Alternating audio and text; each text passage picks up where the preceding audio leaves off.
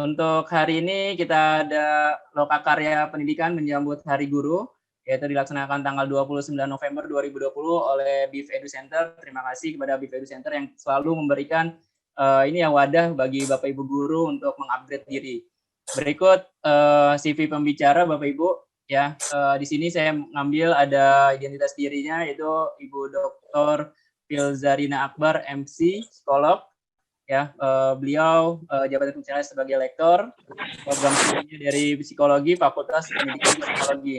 Riwayat pendidikan beliau menyelesaikan studinya S1 psikologi di UGM tahun 2005, berikutnya magister profesi psikologi UGM juga tahun 2007, dan S3-nya Educational and Rehabilitative Psikologi di Jerman tahun 2016. Berikutnya mengenai penelitiannya nih Bapak Ibu, atau publikasinya luar biasa. Beliau riwayat penelitiannya ada dari tahun 2007 ya sampai terakhir 2019, luar biasa, ada 13 penelitian yang beliau lakukan. Terus publikasi ilmiahnya juga dari tahun 2012, 5 tahun terakhir ya, sampai dengan 2019 Bapak Ibu. Seperti itu. Terus partisipasi dalam pelatihan seminar dari tahun 2017 ya, dan sampai dari 2014 sampai 2017. Bukunya juga sudah ada Bapak Ibu, Psikologi Lintas Budaya, penerbit Erlangga tahun 2020. Perolehan HAKI ya, hak kekayaan intelektual juga sudah ada ya dari 2017, 2018. Luar biasa Bapak Ibu, pembicara kita 2019 terakhir untuk hari ini. Baik, untuk menghemat waktu saya berikan kepada Bu Zarina.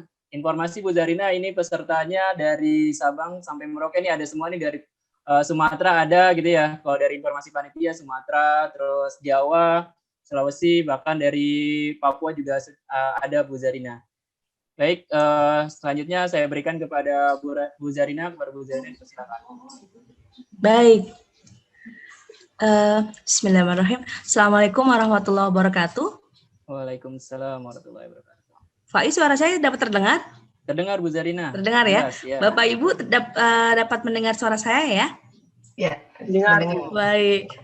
Baik, Bapak Ibu, bagaimana kabarnya semuanya?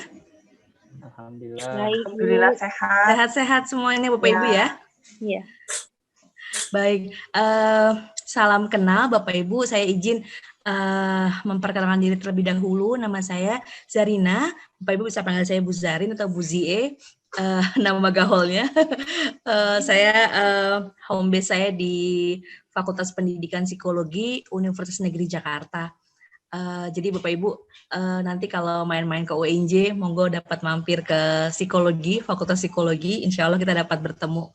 Hari ini saya mendapatkan tugas negara untuk sharing ya. Mohon izin Bapak Ibu, bukan untuk memberikan kuliah, bukan, atau menggurui, tapi kita sharing karena ini sebenarnya yang berkaitan dengan kegiatan yang sering kita lakukan selama ini atau yang menjadi aktivitas kita selama ini dalam mengajar, demikian. Saya mohon izin untuk share screen-nya Bapak Ibu.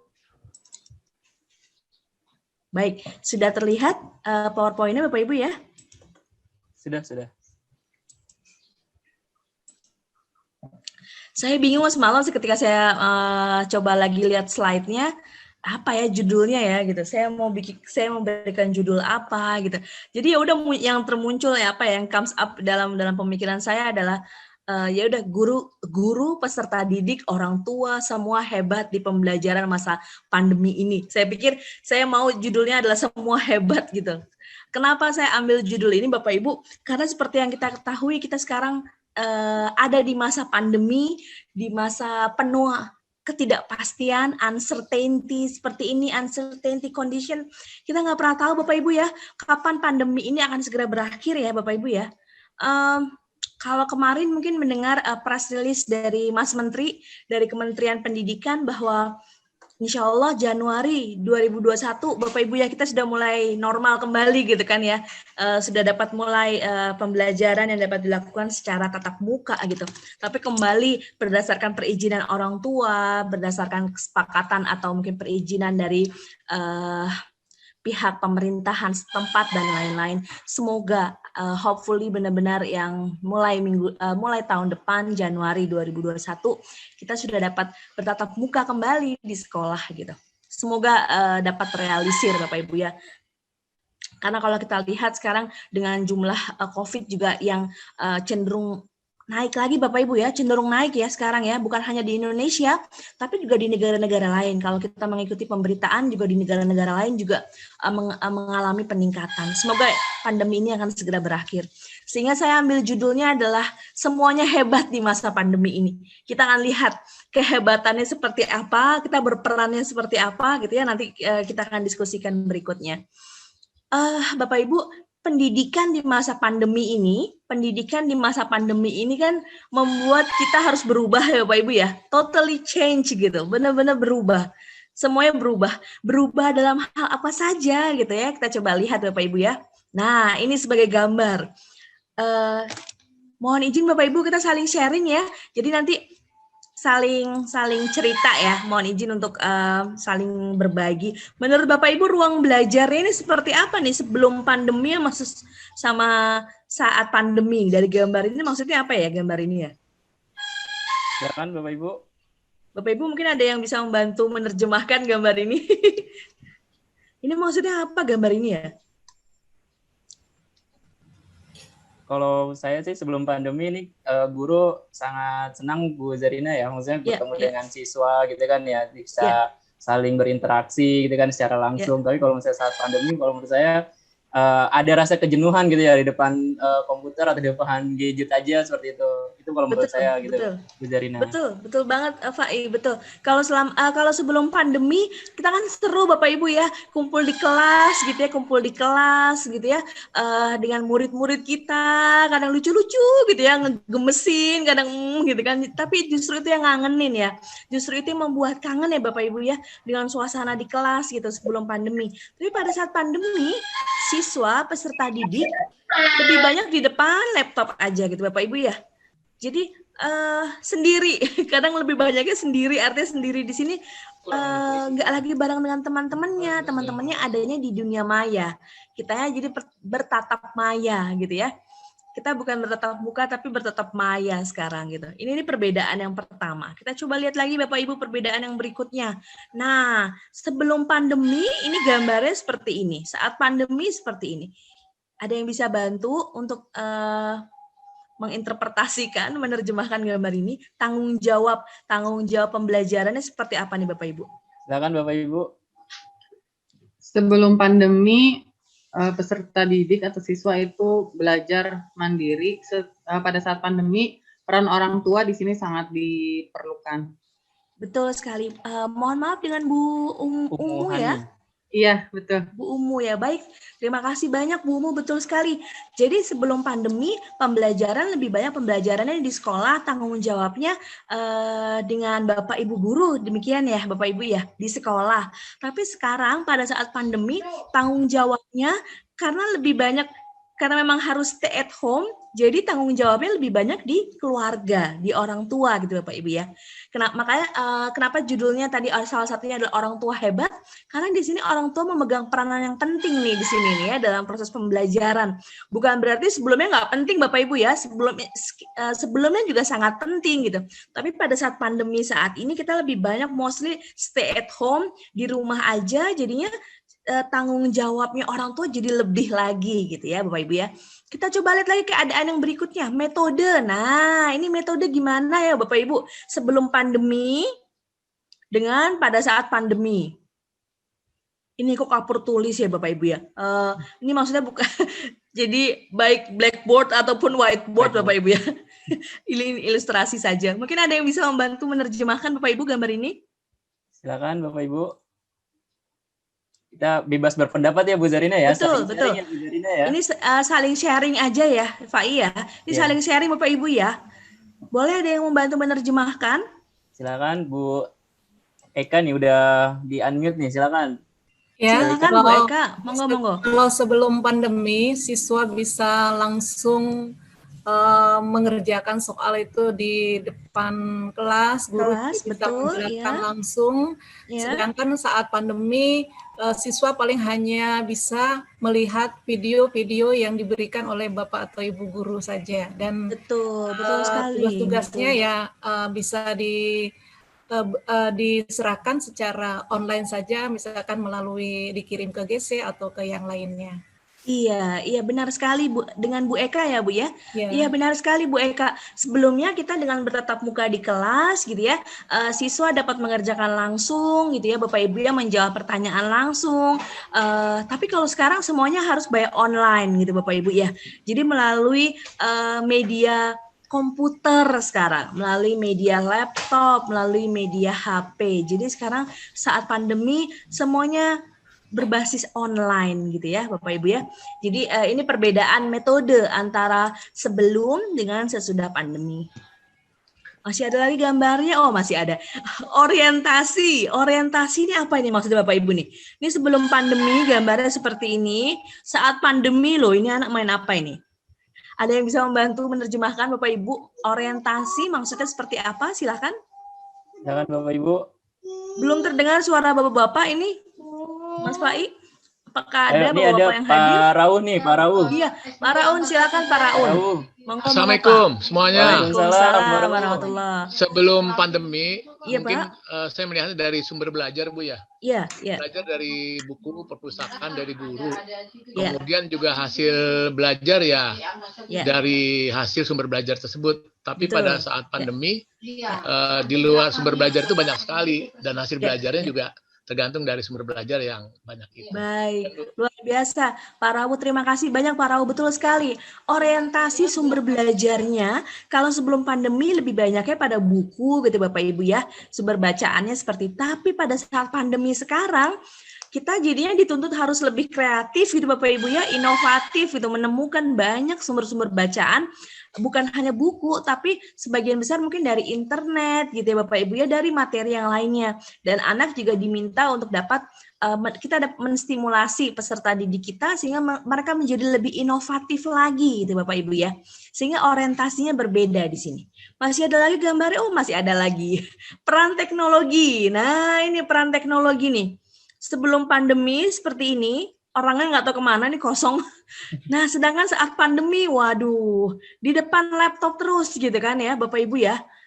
Jadi mungkin Bapak Ibu ada yang ingin berpendapat terkait dengan peran teknologi. Bukan berarti sebelum pandemi kita nggak pakai teknologi, Bapak Ibu ya. Kita sudah pakai ya, kita sudah pakai teknologi. Tapi pada saat pandemi ini seperti apa nih sekarang ini? Silakan Bapak Ibu yang ingin berpendapat. Bu Dini sudah unmute. Oh iya, terima silakan kasih. Ibu, monggo Ibu. Ya, Assalamualaikum warahmatullahi wabarakatuh. Selamat pagi semuanya. Ya, sebelum pandemi betul sekali Bu. Memang bukan berarti kita tidak menggunakan teknologi sama sekali, tetapi kurang menggunakan teknologi. Saat pandemi hampir semuanya bergantung teknologi, kecuali di beberapa kasus mungkin ya Bu. Dan Bapak Ibu guru juga yang saya lihat, khususnya di sekolah saya, apalagi yang senior, tadinya ibaratnya kurang melek IT, sekarang mau tidak mau mereka berusaha belajar melek IT begitu Bu. Terima kasih. Iya betul sekali, terima kasih luar biasa Bu Dini ya tadi Mas Wai ya. Iya Bu Dini. Iya betul sekali Bu Dini. Di kampus juga sama Bu Dini. Sekarang juga kita jadi belajar lagi penggunaan teknologi, terutama terkait dengan komputer Bapak Ibu ya. Kita bersama-sama dengan staf kependidikan, kita jadi belajar, harus terus improve lagi. Sebelumnya mungkin kita udah pernah tahu, sebagai contoh penggunaan Zoom aja Bapak Ibu. Sebelumnya mungkin kita udah pernah dengar gitu ya Bapak Ibu, kita udah pernah pakai, kita cuma sekedar tahu aja gitu. Tapi sekarang Bapak Ibu hampir banyak sekali, mostly kita rapat atau belajar menggunakan Zoom. Ini gimana nih cara pakai Zoom gimana ya gitu. Apanya ini yang dipijit dan lain-lain gitu kan. Itu artinya peran teknologi di sini pada saat pandemi benar-benar sebagian besar kita menggunakannya adalah penggunaan teknologi gitu ya Bu Dini ya. Ya, terima kasih Bu Dini. Masih ada lagi gambarnya? Oh, masih ada lagi. Evaluasi. evaluasi ini sebelum pandemi seperti ini Bapak Ibu. Nah, ini menarik, nanti kita akan diskusikan. Evaluasi hasil belajar tuh seperti apa ya pada saat pandemi ini yang efektif gitu Bapak Ibu. Nah, ini sebelum pandemi seperti ini, kok saat pandemi dia buat pesawat, ini maksudnya gimana ini? Ada yang bisa membantu menerjemahkan Bapak Ibu terkait dengan gambar ini? Silakan. Silakan Bapak Ibu. Ini Ibu Fitriani, terus Ibu Umuhani juga ini nih, Pak Rau juga udah unmute udah banyak nih. Silakan. Siapa duluan nih yang mau silakan Bapak Ibu. Pendapat luar biasa seru nih. Kalau kita sharing aja Bapak Ibu ya, saling sharing ya. Monggo silakan. Pak Rau atau Bu Fitriani atau Bu Umu, silakan. Saya kalau sebelum pandemi lebih ke arah aspek kognitif yang dievaluasi, namun pada saat pandemi lebih ke arah aspek psikomotorik atau keterampilan atau soft skill. Ya, izin Bu. Baik. Oke. Silakan Pak Rau. Baik, terima kasih banyak Bu Umu tadi ya, Mas Fai ya, Bu Umu. Ya. Berikutnya monggo silakan Bapak Ibu boleh menambahkan atau berpendapat yang lainnya, silakan. Banyak nih Bu Zarina nih yang sudah mulai unmute nih Bu Zarina. Siap. Wah, seru nih Mas Fai. Coba kita saling sharing. Bu. Monggo silakan. Saya Bu. Boleh Bu Fitriani. Halo. Boleh silakan Bu Fitriani silakan. Halo, Assalamualaikum. Waalaikumsalam Pak Rau. Siapa nih Bu? Bu Fitriani dulu ya Pak Rau ya. Izin saya Pak ya. Pak Rau suaranya putus-putus Pak. Koneksinya putus-putus Pak. Bu Fitriani mungkin boleh Bu Fitriani. Putus-putus iya, Bu. ya? Putus-putus kayaknya. Perkenalkan, saya Fitriani dari Aceh Bu. Oh, dari Aceh, luar biasa Bu Zarina dari halo Bu Fitriani, jauh sekali dari Aceh ya. Saya juga sekarang mahasiswa PPG di UNJ Bu. Oh iya. Baik Bu. Jadi di masa sebelum pandemi mungkin siswanya langsung melakukan evaluasi menggunakan kertas. Kemudian di masa pandemi ini siswa kita berikan evaluasi itu menggunakan sebuah bisa Google Class ataupun Google Form. Jadi di situ peran teknologinya. Baik, jadi luar biasa. Evaluasinya digital. Baik Bu Fitriani, terima kasih banyak. Jadi evaluasinya juga melibatkan teknologi gitu ya Bu ya? Iya Bu. Baik. Terima kasih banyak Bu Fitriani. Sukses PPG-nya. Amin. Pak Rawu monggo. Wah, Pak Rawu ini sesepuh keluarga sesepuh kami nih, Pak. Monggo Pak. Monggo untuk dapat melengkapi Pak Rawu. Pak Rawu, dipersilakan Pak Rawu. Di unmute Pak Rawu. Mikrofonnya dulu di ini.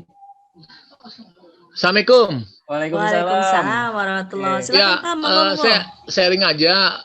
Biasanya kita tuh ada 3 penilaian pengetahuan, keterampilan, dan sikap Bu ya. Kemudian kita sehari-hari lebih fokus pada tes tulis dan penugasan, PG, esai. Nah, saat pandemi, kita tuh lebih pas kalau menurut saya project jadi Bu. Jadi lebih banyak project, produk, karya gitu Bu. Itu aja Bu, silakan Bu. Bener kan Mas Fai kan? Udah kalau Pak Rawu udah. Ini sebagai kata penutup nih. Wassalamualaikum. Udah itu sharing aja Bu. Luar biasa. Ya, betul sekali Pak Rawu. Kalau sebelum pandemi, kita lebih banyak paper and pencil gitu ya Bapak Ibu ya. Tadi saya mencoba untuk menyimpulkan dari jawaban-jawaban luar biasa dari para Bapak Ibu. Sebelum pandemi kita lebih banyak paper and pencil. Lebih banyak tesnya lebih ke tes kognitif demikian. Tapi pada saat pandemi, kita lebih banyak di sini arahnya berbasis project. Kita akan lihat nanti. Ternyata penilaian pada saat pandemi tidak bisa lagi orientasinya hanya berdasarkan tes kognitif. Tapi kita harus bisa mengembangkan satu model evaluasi yang disebut dengan evaluasi non-kognitif. Nanti kita akan masuk pembahasan hal tersebut Bapak Ibu ya. Wah, jawabannya luar biasa semua nih Mas Fai. Udah kayaknya udah keren-keren semua sih. Udah assalamualaikum. Ada satu lagi nih Bu Zarina nih. Boleh nggak Bu Sri Handayani nih? Oh iya, silakan Ibu, silakan Bu Sri, monggo Bu. Mau menyampaikan pendapat Bu Sri? Boleh, silakan Ibu. Masih kita saling sharing aja ya Bapak Ibu ya. Silakan Ibu, monggo. Bu Sri Handayani. Bu Sri, silakan Ibu. Bu Sri, sudah terdengar suaranya? sepertinya kita lewat dulu saja Bu Zarina. Oh ya, baik. Kita lanjut. Masih ada gambar berikutnya nggak ya Bapak Ibu? Kita coba lihat. Udah habis ternyata. Jadi artinya Bapak Ibu, inilah slide-slide sebelumnya ini sebagai gambaran bahwa terjadi transformasi pendidikan gitu Bapak Ibu ya. Sebagai ilustrasi bahwa terjadi transformasi pendidikan antara sebelum pandemi dengan pada saat pandemi. Demikian. Terjadi perubahan. No, everything has changed. Semua sekarang udah berubah. Nggak bisa lagi sama Bapak Ibu. Sehingga ini juga memaksa kita, Bapak Ibu ya, memaksa kita sebagai guru, sebagai pendidik, kita juga harus ada perubahan-perubahan yang kita lakukan. Nanti kita akan lihat perubahannya seperti apa saja. Jadi kalau saya mencoba menyimpulkan secara umum, Bapak Ibu, saya mencoba mengcompile keseluruhan, transformasi pendidikan di era new normal, di era saat ini adalah seperti ini, Bapak Ibu. Aspeknya antara lain perubahan atau transformasi terjadi dalam beberapa aspek, antara lain tanggung jawab, ruang belajar, metode, orientasi, peran teknologi, dan evaluasi. Kalau tanggung jawab sebelum pandemi di sini lebih banyak mutlak atau mostly guru, tapi kalau untuk di era new normal partisipasi orang tua, sehingga di sini sinergi partnership antara sekolah, guru dengan orang tua menjadi sangat penting di sini. Ruang belajar sebelumnya lebih pada publik kelas gitu ya di sekolah, tapi saat new normal lebih banyak pribadi gitu ya, pribadi di rumah gitu. Lebih banyak menghabiskannya proses pembelajaran terjadinya di rumah. Kemudian metode, kalau metode sebelum pandemi satu layanan untuk semua Bapak Ibu ya, artinya dengan metode klasikal yang kita berikan. Gitu ya, kita memberikan pembelajaran di kelas untuk semua siswa. Tapi pada saat new normal, arahnya adalah personalized learning. Personalized learning ini artinya disesuaikan dengan kebutuhan masing-masing siswa, Bapak Ibu. Lalu apa yang harus kita lakukan ya? Karena kan speed kecepatan antara anak satu dengan anak yang lain berbeda-beda Bapak Ibu ya. Ada yang diberikan materi pembelajaran, anak yang pertama cepat sekali melakukan atau mengerjakan tugasnya, menangkapnya dengan sangat baik. Ada yang kedua, wah ini agak-agak macet nih, pemahamannya agak lama. Yang ketiga malah belum paham sama sekali. Sehingga kita harus meng-create-nya di sini secara personalized learning pada masing-masing individu tersebut. Kemudian terkait dengan orientasi. Untuk sebelum pandemi, orientasinya lebih pada konten, lebih pada materi. Untuk new normal, untuk saat ini, pandemi saat ini, orientasinya lebih kepada kompetensi, Bapak Ibu. Kompetensi. Sehingga betul tadi seperti apa yang disampaikan oleh Pak Rawuh, melalui project base misalnya, kita akan dapat melihat kompetensi siswa. Baik di sini soft skill maupun hard skill-nya. Jadi lebih berbasisnya pada kompetensi, lebih kepada psikomotorik. Kita akan dapat melihat inovasi-inovasi luar biasa yang dihasilkan oleh para peserta didik kita.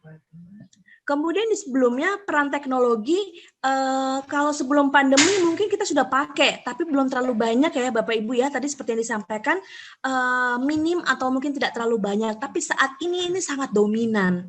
Gitu ya, menjadi support gitu ya, menjadi supporting factor di sini. Evaluasi kalau sebelumnya lebih kepada tes paper and pencil, tes akhir, tes formatif, tes tertulis gitu Bapak Ibu ya. Pada saat sekarang ini di era new normal di pandemi ini, evaluasinya berubah menjadi formatif dan project based. Jadi berbasis project di sini. Gitu ya. Jadi ini adalah kesimpulan dari transformasi pendidikan antara sebelum dan sebelum pandemi dan saat ini, pada saat pandemi gitu Bapak Ibu ya. Ini mencoba untuk merangkum dari gambar-gambar ilustrasi gambar sebelumnya. Nah, kalau kita lihat Bapak Ibu di sini, ini data ini 17 Juli sebelumnya. Kita dapat melihat dampak COVID luar biasa, Bapak Ibu, bukan hanya untuk Indonesia, tapi juga untuk negara-negara lain. Dampaknya terjadi secara global. Dampak untuk pendidikan, kita dapat melihat, Bapak Ibu, bahwa di banyak negara di dunia, banyak negara di belahan dunia, gitu Bapak Ibu, yang mengambil kebijakan untuk menutup sekolahnya. gitu ya, yang untuk menutup sekolahnya. Bahkan kalau kita mengikuti pemberitaan Bapak Ibu di Inggris gitu ya, pada saat kemudian mereka sudah berhasil melalui gitu ya first wave masuk ke second wave, gelombang kedua dari COVID, mereka memberanikan diri untuk membuka sekolah. Tapi kemudian ternyata dampaknya luar biasa, terjadi peningkatan lagi sehingga sekarang close gitu. Di negara-negara di Eropa juga sekarang mengambil kebijakan juga sekarang untuk menutup perkuliahan. Informasi yang saya lihat di berita gitu ya Bapak Ibu beberapa hari yang lalu, bahkan di negara Jerman mereka yang sangat confidence bahwa dapat mengatasi COVID pun pada akhirnya juga mengalami peningkatan yang luar biasa sehingga harus menutup juga fasilitas-fasilitas publik, salah satunya adalah sekolah. Nah ini, sehingga hal ini kemudian yang mengarahkan kita untuk melakukan proses pembelajaran jarak jauh Bapak Ibu. Proses pembelajaran jarak jauh PJJ sudah kita lakukan selama ini. Sudah kita lakukan selama ini Bapak Ibu ya PJJ ya. Dan PJJ ini kalau ini hasil survei yang dilakukan oleh UNESCO bahwa ternyata PJJ ini juga menimbulkan banyak kehebohan gitu Bapak Ibu. Antara lain akses ICT gitu ya, ICT di rumah, akses internet kita Bapak Ibu yang kadang naik turun ababil kayak remaja gitu ya. Kadang on off gitu kan. Kemudian juga pemahaman penggunaan akses nih gimana nih kalau komputer tiba-tibanya nge-hang komputernya, aduh yang mana yang dipijit dan lain-lain. Jadi terkait dengan ICT juga menjadi isu utama bukan hanya di Indonesia Bapak Ibu tapi juga di negara-negara lain gitu Bapak Ibu ya. Kemudian juga bingung ini supporting materialnya gimana, bahannya gimana caranya gitu kan. Ini menjadi isu-isu yang kemudian muncul bukan hanya di Indonesia tapi terjadi secara global Bapak Ibu, terjadi secara global gitu. Nah, ini permasalahan ternyata juga menimbulkan banyak permasalahan yang muncul dengan model pembelajaran jarak jauh gitu kan Bapak Ibu ya. Nah, ini terjadi di banyak negara lainnya. Nah, kalau kita lihat permasalahan utama dalam pembelajaran jarak jauh adalah yang pertama kesenjangan akses TIK. Kesenjangan akses internet di rumah Bapak Ibu ya. Kadang kita tuh saking keselnya Bapak Ibu ya kalau lagi ngajar terus tiba-tiba internetnya on off lah, suaranya udah hilang atau tiba-tiba mental gitu ya, mental dari Zoom. Kadang bercandaan kita itu, wah ya udah ini tandanya kita masih di Indonesia gitu. Tandanya kita masih di Indonesia Raya gitu. Jadi ini sebagai tanda gitu karena saking keselnya ini kok internetnya kok on off gitu Bapak Ibu ya. Kemudian juga kesenjangan kemampuan orang tua dalam mendukung pembelajaran. Ini juga Bapak Ibu, tidak semua ternyata orang tua dapat mendukung pembelajaran di rumah Bapak Ibu ya. Kita dapat melihat bahwa dari beberapa case yang ada orang tua yang malah pusing gitu kan. Orang tuanya malah stres anaknya di rumah gitu. Jadi mereka jadi dapat lebih empati lagi gitu ya, orang tua dapat memahami bagaimana hebohnya Bapak Ibu di sekolah gitu ya dalam mentransfer pembelajaran untuk anak-anaknya. Kemudian kekurangan akses internet ini juga menjadi isu, kemudian kesenjangan kompetensi guru dalam memanfaatkan TIK ini adalah permasalahan-permasalahan utama gitu ya. Lalu pertanyaannya adalah apa yang bisa kita lakukan ya gitu. Kalau kita bicara masalah kan masalah akan selalu muncul Bapak Ibu ya, nggak never ending story gitu ya, nggak pernah ada habis-habisnya, pasti banyak banget masalah gitu. Lalu apa yang dapat kita lakukan? Yang pertama adalah yang dapat kita lakukan adalah memastikan keberlangsungan layanan pendidikan dengan pembelajaran daring. Apapun yang terjadi show must go on gitu Bapak Ibu ya. Proses pembelajaran harus tetap terjalin. Jadi show must go on ya, kita harus bisa memastikan bahwa proses atau layanan pendidikan ini dapat berjalan dengan baik. Yang kedua adalah melakukan penyesuaian gitu ya untuk proses pembelajaran di berbagai jenjang, di berbagai kelas. Yang ketiga, memastikan layanan kebutuhan anak cukup di rumah. Nah, disinilah pentingnya kita komunikasi sinergi dengan orang tua gitu Bapak Ibu ya. Dan kemudian pemberian pendampingan pada orang tua selama di rumah. Jadi sinergi partnership antara guru, sekolah dengan orang tua di sini menjadi sangat-sangat penting. Ini hal-hal yang possible kita lakukan. Ini hal yang dapat kita lakukan secara umum. Kemudian kalau kita lihat Bapak Ibu prasyarat-prasyarat pembelajaran gitu ya, yang pertama pastinya adalah peningkatan kompetensi TIK.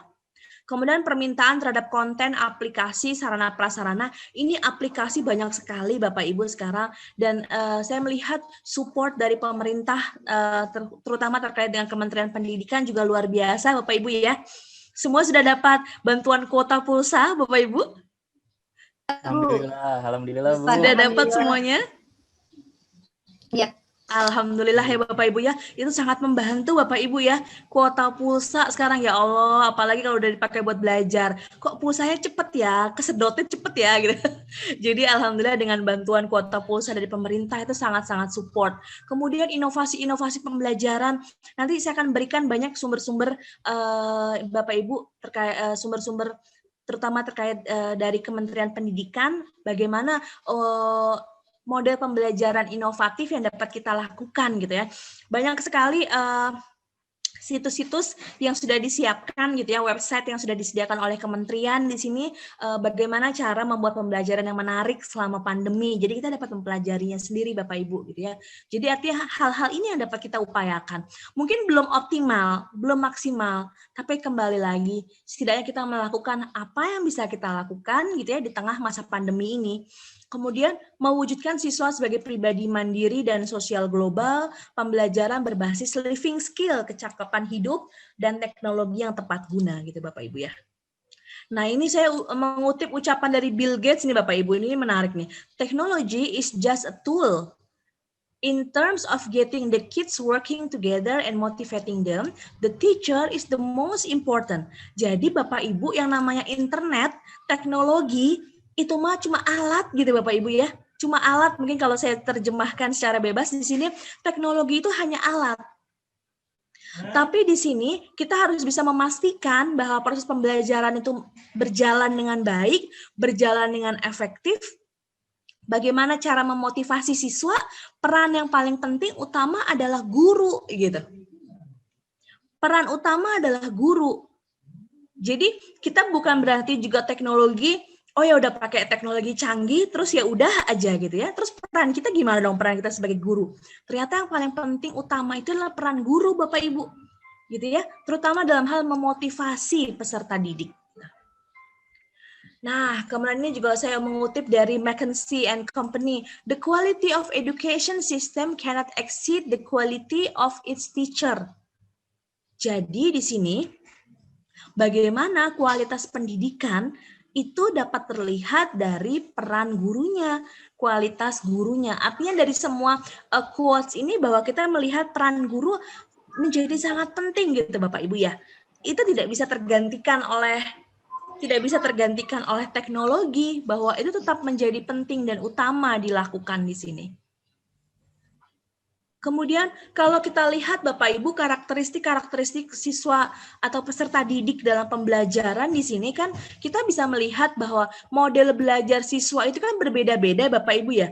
Ada yang belajar itu adalah melalui pengalaman konkret, melalui kata gitu ya, melalui kata, sampel kata, kemudian ada action langsungnya, dia bisa melihat secara konkret. Ada yang belajar dengan cara menonton, lihat aja visual. Dia bisa belajar dengan mudah.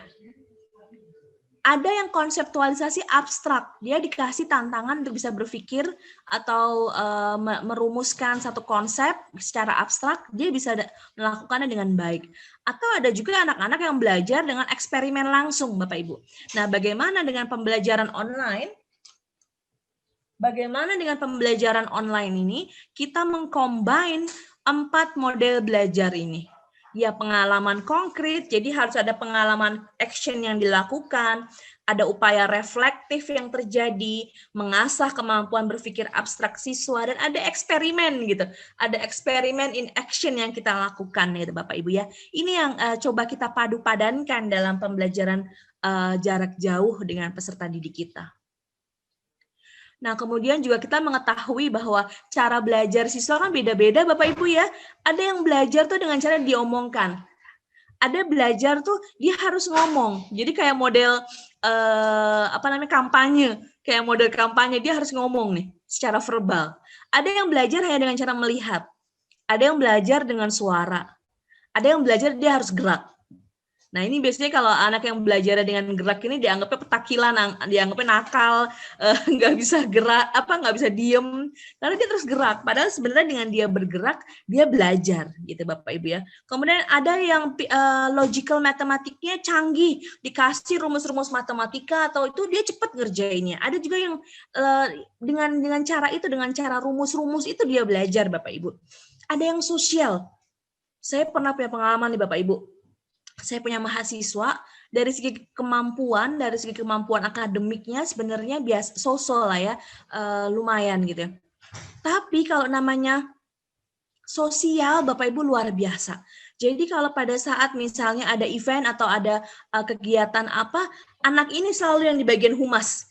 Bagaimana relasi dia dengan orang baru gitu ya, berbicara, ngobrol dengan teman-teman baru, atau misalnya berkoordinasi dengan banyak pihak, itu selalu berjalan dengan baik. Anaknya sangat-sangat humble dan interpersonalnya sangat baik. Jadi memang ada anak-anak yang memang sosialnya, bakat sosialnya ini bagus gitu. Dengan cara itulah dia belajar. Kemudian solitary itu work alone Bapak Ibu, dia sendiri. Bapak Ibu mungkin pernah menemukan di kelasnya dulu ya, di kelas sebelum pandemi artinya ada anak-anak yang dia pintar tapi pintar sendiri.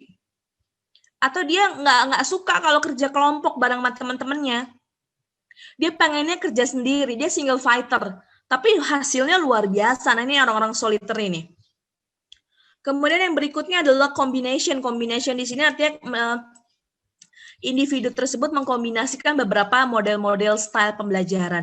Nah menjadi tantangan sekarang, challenge sekarang adalah bagaimana cara kita mengkombinasikan model-model pembelajaran ini secara keseluruhan dalam pembelajaran online, dalam pembelajaran jarak jauh gitu kan Bapak Ibu ya. Sehingga individu peserta didik apapun learning style-nya, apapun model pembelajarannya dapat tercover. Anak yang belajarnya lewat visual dengan tayangan-tayangan di internet gitu Bapak Ibu, di komputer dia bisa belajar. Anak yang model belajarnya auditori dengan mendengar dia bisa belajar. Anak yang pintar matematik dia bisa belajar dengan adanya rumus-rumus yang diberikan. Sosial, bagaimana dia tadi misalnya ada proyek-proyek yang berkaitan yang bisa diberikan yang berbasis sosial. Dia misalnya harus berinteraksi dengan teman-temannya secara sosial melalui dunia maya. Nah itu dia senang nih hal-hal yang seperti ini nih Bapak Ibu. Bagaimana cara kita menggabungkan semua ini menjadi tantangan gitu kan Bapak Ibu. Karena kita kembali harus kenali learning style dari peserta didik kita gitu ya.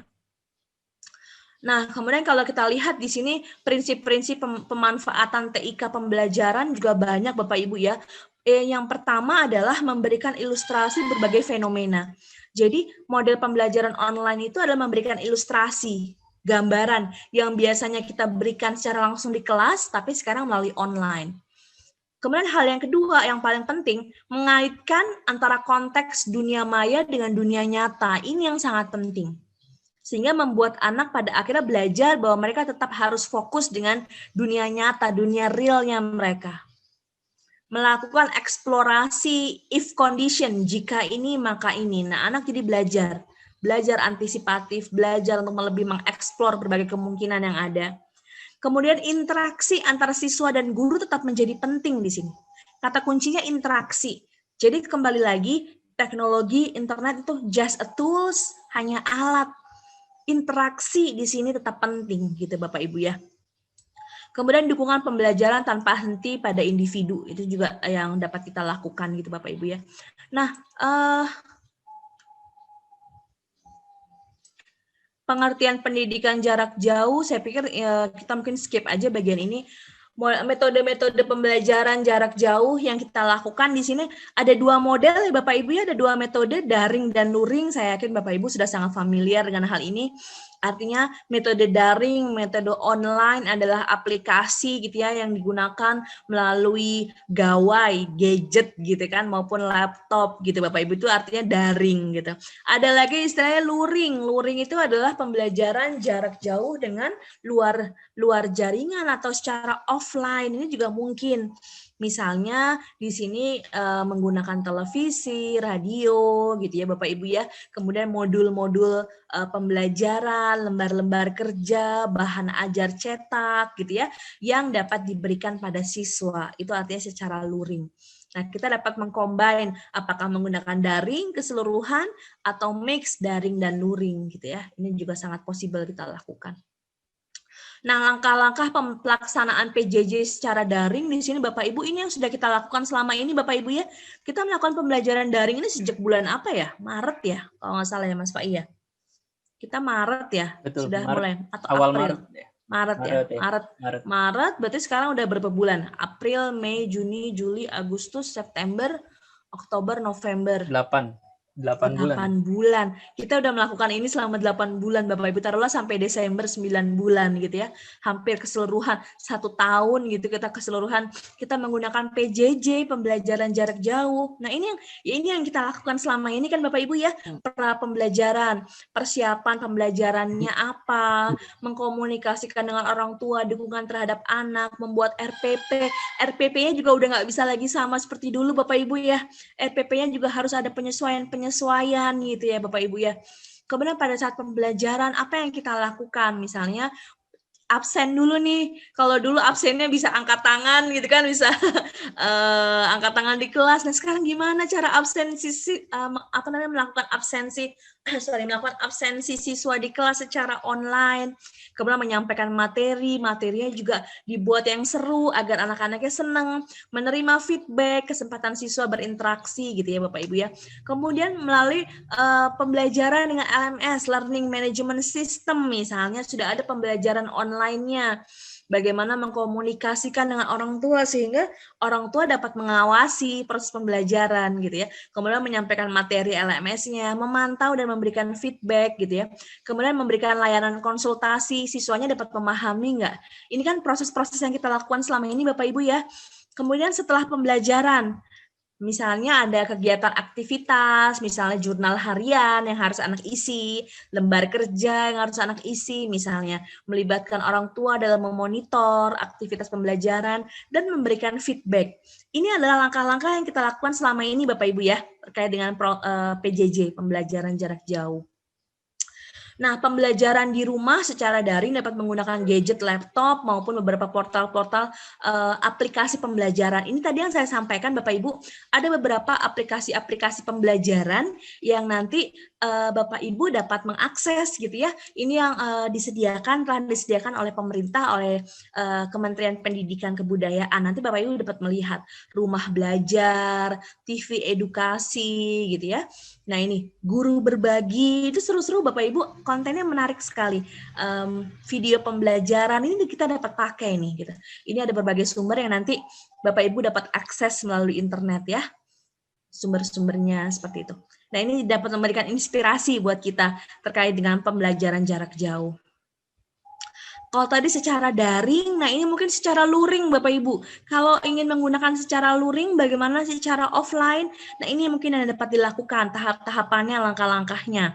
Para pembelajaran, menyiapkan RPP, menyiapkan bahan ajarnya, kemudian penugasan dan mengirimkan ke orang tua.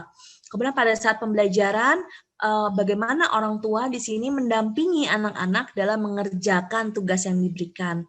Guru dapat melakukan kunjungan ke rumah, pastinya dengan memperhatikan protokol kesehatan Bapak Ibu ya. Nah, kemudian usai pembelajaran, di sini siswa mengisi lembar aktivitas, memberikan tanda tangan orang tua bahwa memastikan bahwa anak sudah mengerjakan tugasnya dengan baik gitu ya. Kemudian di sini penugasan-penugasannya antara lain mengenai living skill gitu ya Bapak Ibu ya. Misalnya tentang tema-tema pandemi COVID misalnya. Kemudian hasil penugasan ini akan digunakan untuk memantau aktivitas siswa berikutnya. Jadi ini adalah langkah-langkah persiapan pembelajaran, pelaksanaan pembelajaran secara luring Bapak Ibu. Kalau yang sebelumnya tadi secara daring ya Bapak Ibu ya. Jadi pembelajaran luring juga sangat possible dilakukan gitu ya, antara lain media, menggunakan media, buku, modul, bahan ajar, kemudian media televisi gitu Bapak Ibu ya, kemudian atau menggunakan radio sebagai bahan pembelajarannya. Nah, ini aktivitas-aktivitas yang dapat dilakukan secara daring Bapak Ibu. antara lain LMS, Learning Management System by online, menggunakan modulnya secara online gitu ya. Siswa mengerjakan tugas-tugas, ada kuis, nanti ada beberapa aplikasi kuis yang dapat diberikan, misalnya dengan cara quizzes misalnya gitu ya. Kita dapat membuat atau meng-create-nya jadi seru, anak-anak senang gitu ya Bapak Ibu ya. Ayo cepet-cepetan nih, siapa yang cepet jawab, misalnya itu kan anak-anak jadi semangat gitu ya. Kemudian ada forum-forum diskusi secara online yang kita persiapkan dan yang ada ujian atau tes akhirnya. Gitu. Kalau kita lihat di sini Bapak Ibu dari semua sharing ini bahwa peranan guru sekali lagi ini memegang peranan yang sangat-sangat penting gitu Bapak Ibu ya. Yang pertama adalah dalam hal mengenali siswa agar pembelajaran tersebut dapat terjadi secara personalized learning tadi seperti yang saya sampaikan. Mengenali bagaimana karakteristik siswa, latar belakang sosialnya, ekonomi, keluarga gitu. Itu menjadi informasi penting buat kita Bapak Ibu ya. Kemudian bagaimana modifikasi konten. Nah, ini penting. Karena orientasinya sekali lagi bukan lagi pada konten, tapi pada kompetensi. Jadi konten-konten yang banyak tadi dapat kita modifikasi sehingga siswa dapat memahaminya dengan lebih baik. Mendesain pembelajaran secara kontekstual, dikaitkan dengan konteks fenomena saat ini gitu Bapak Ibu. Saya senang banget ketika melihat gitu Bapak Ibu ya di internet video-video para peserta didik gitu ya, anak usia sekolah dasar yang membuat video tentang edukasi mengenai COVID. Itu lucu-lucu gitu ya dengan style atau dengan bahasa sederhananya anak SD gitu ya, anak SD kelas rendah, kelas 2 atau kelas 3.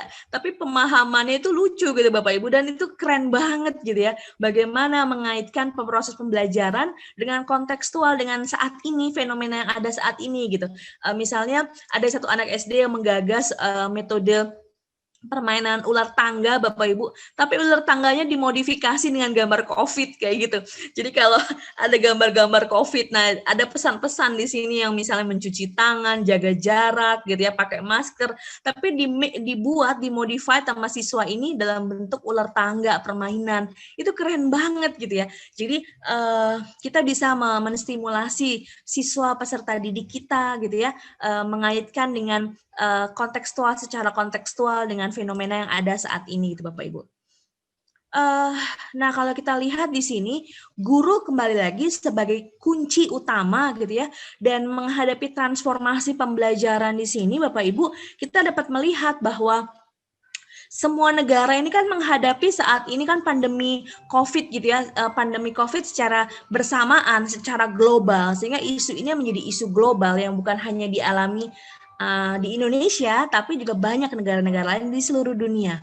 Kemudian ketepatan strategi masing-masing negara dalam mengoptimalkan peran teknologi menentukan kecepatan proses pemulihan layanan pendidikan. Jadi di sini memang memerlukan strategi-strategi bagaimana kita dapat memberikan pelayanan secara optimal gitu Bapak Ibu ya, meskipun dengan keadaan COVID saat ini gitu.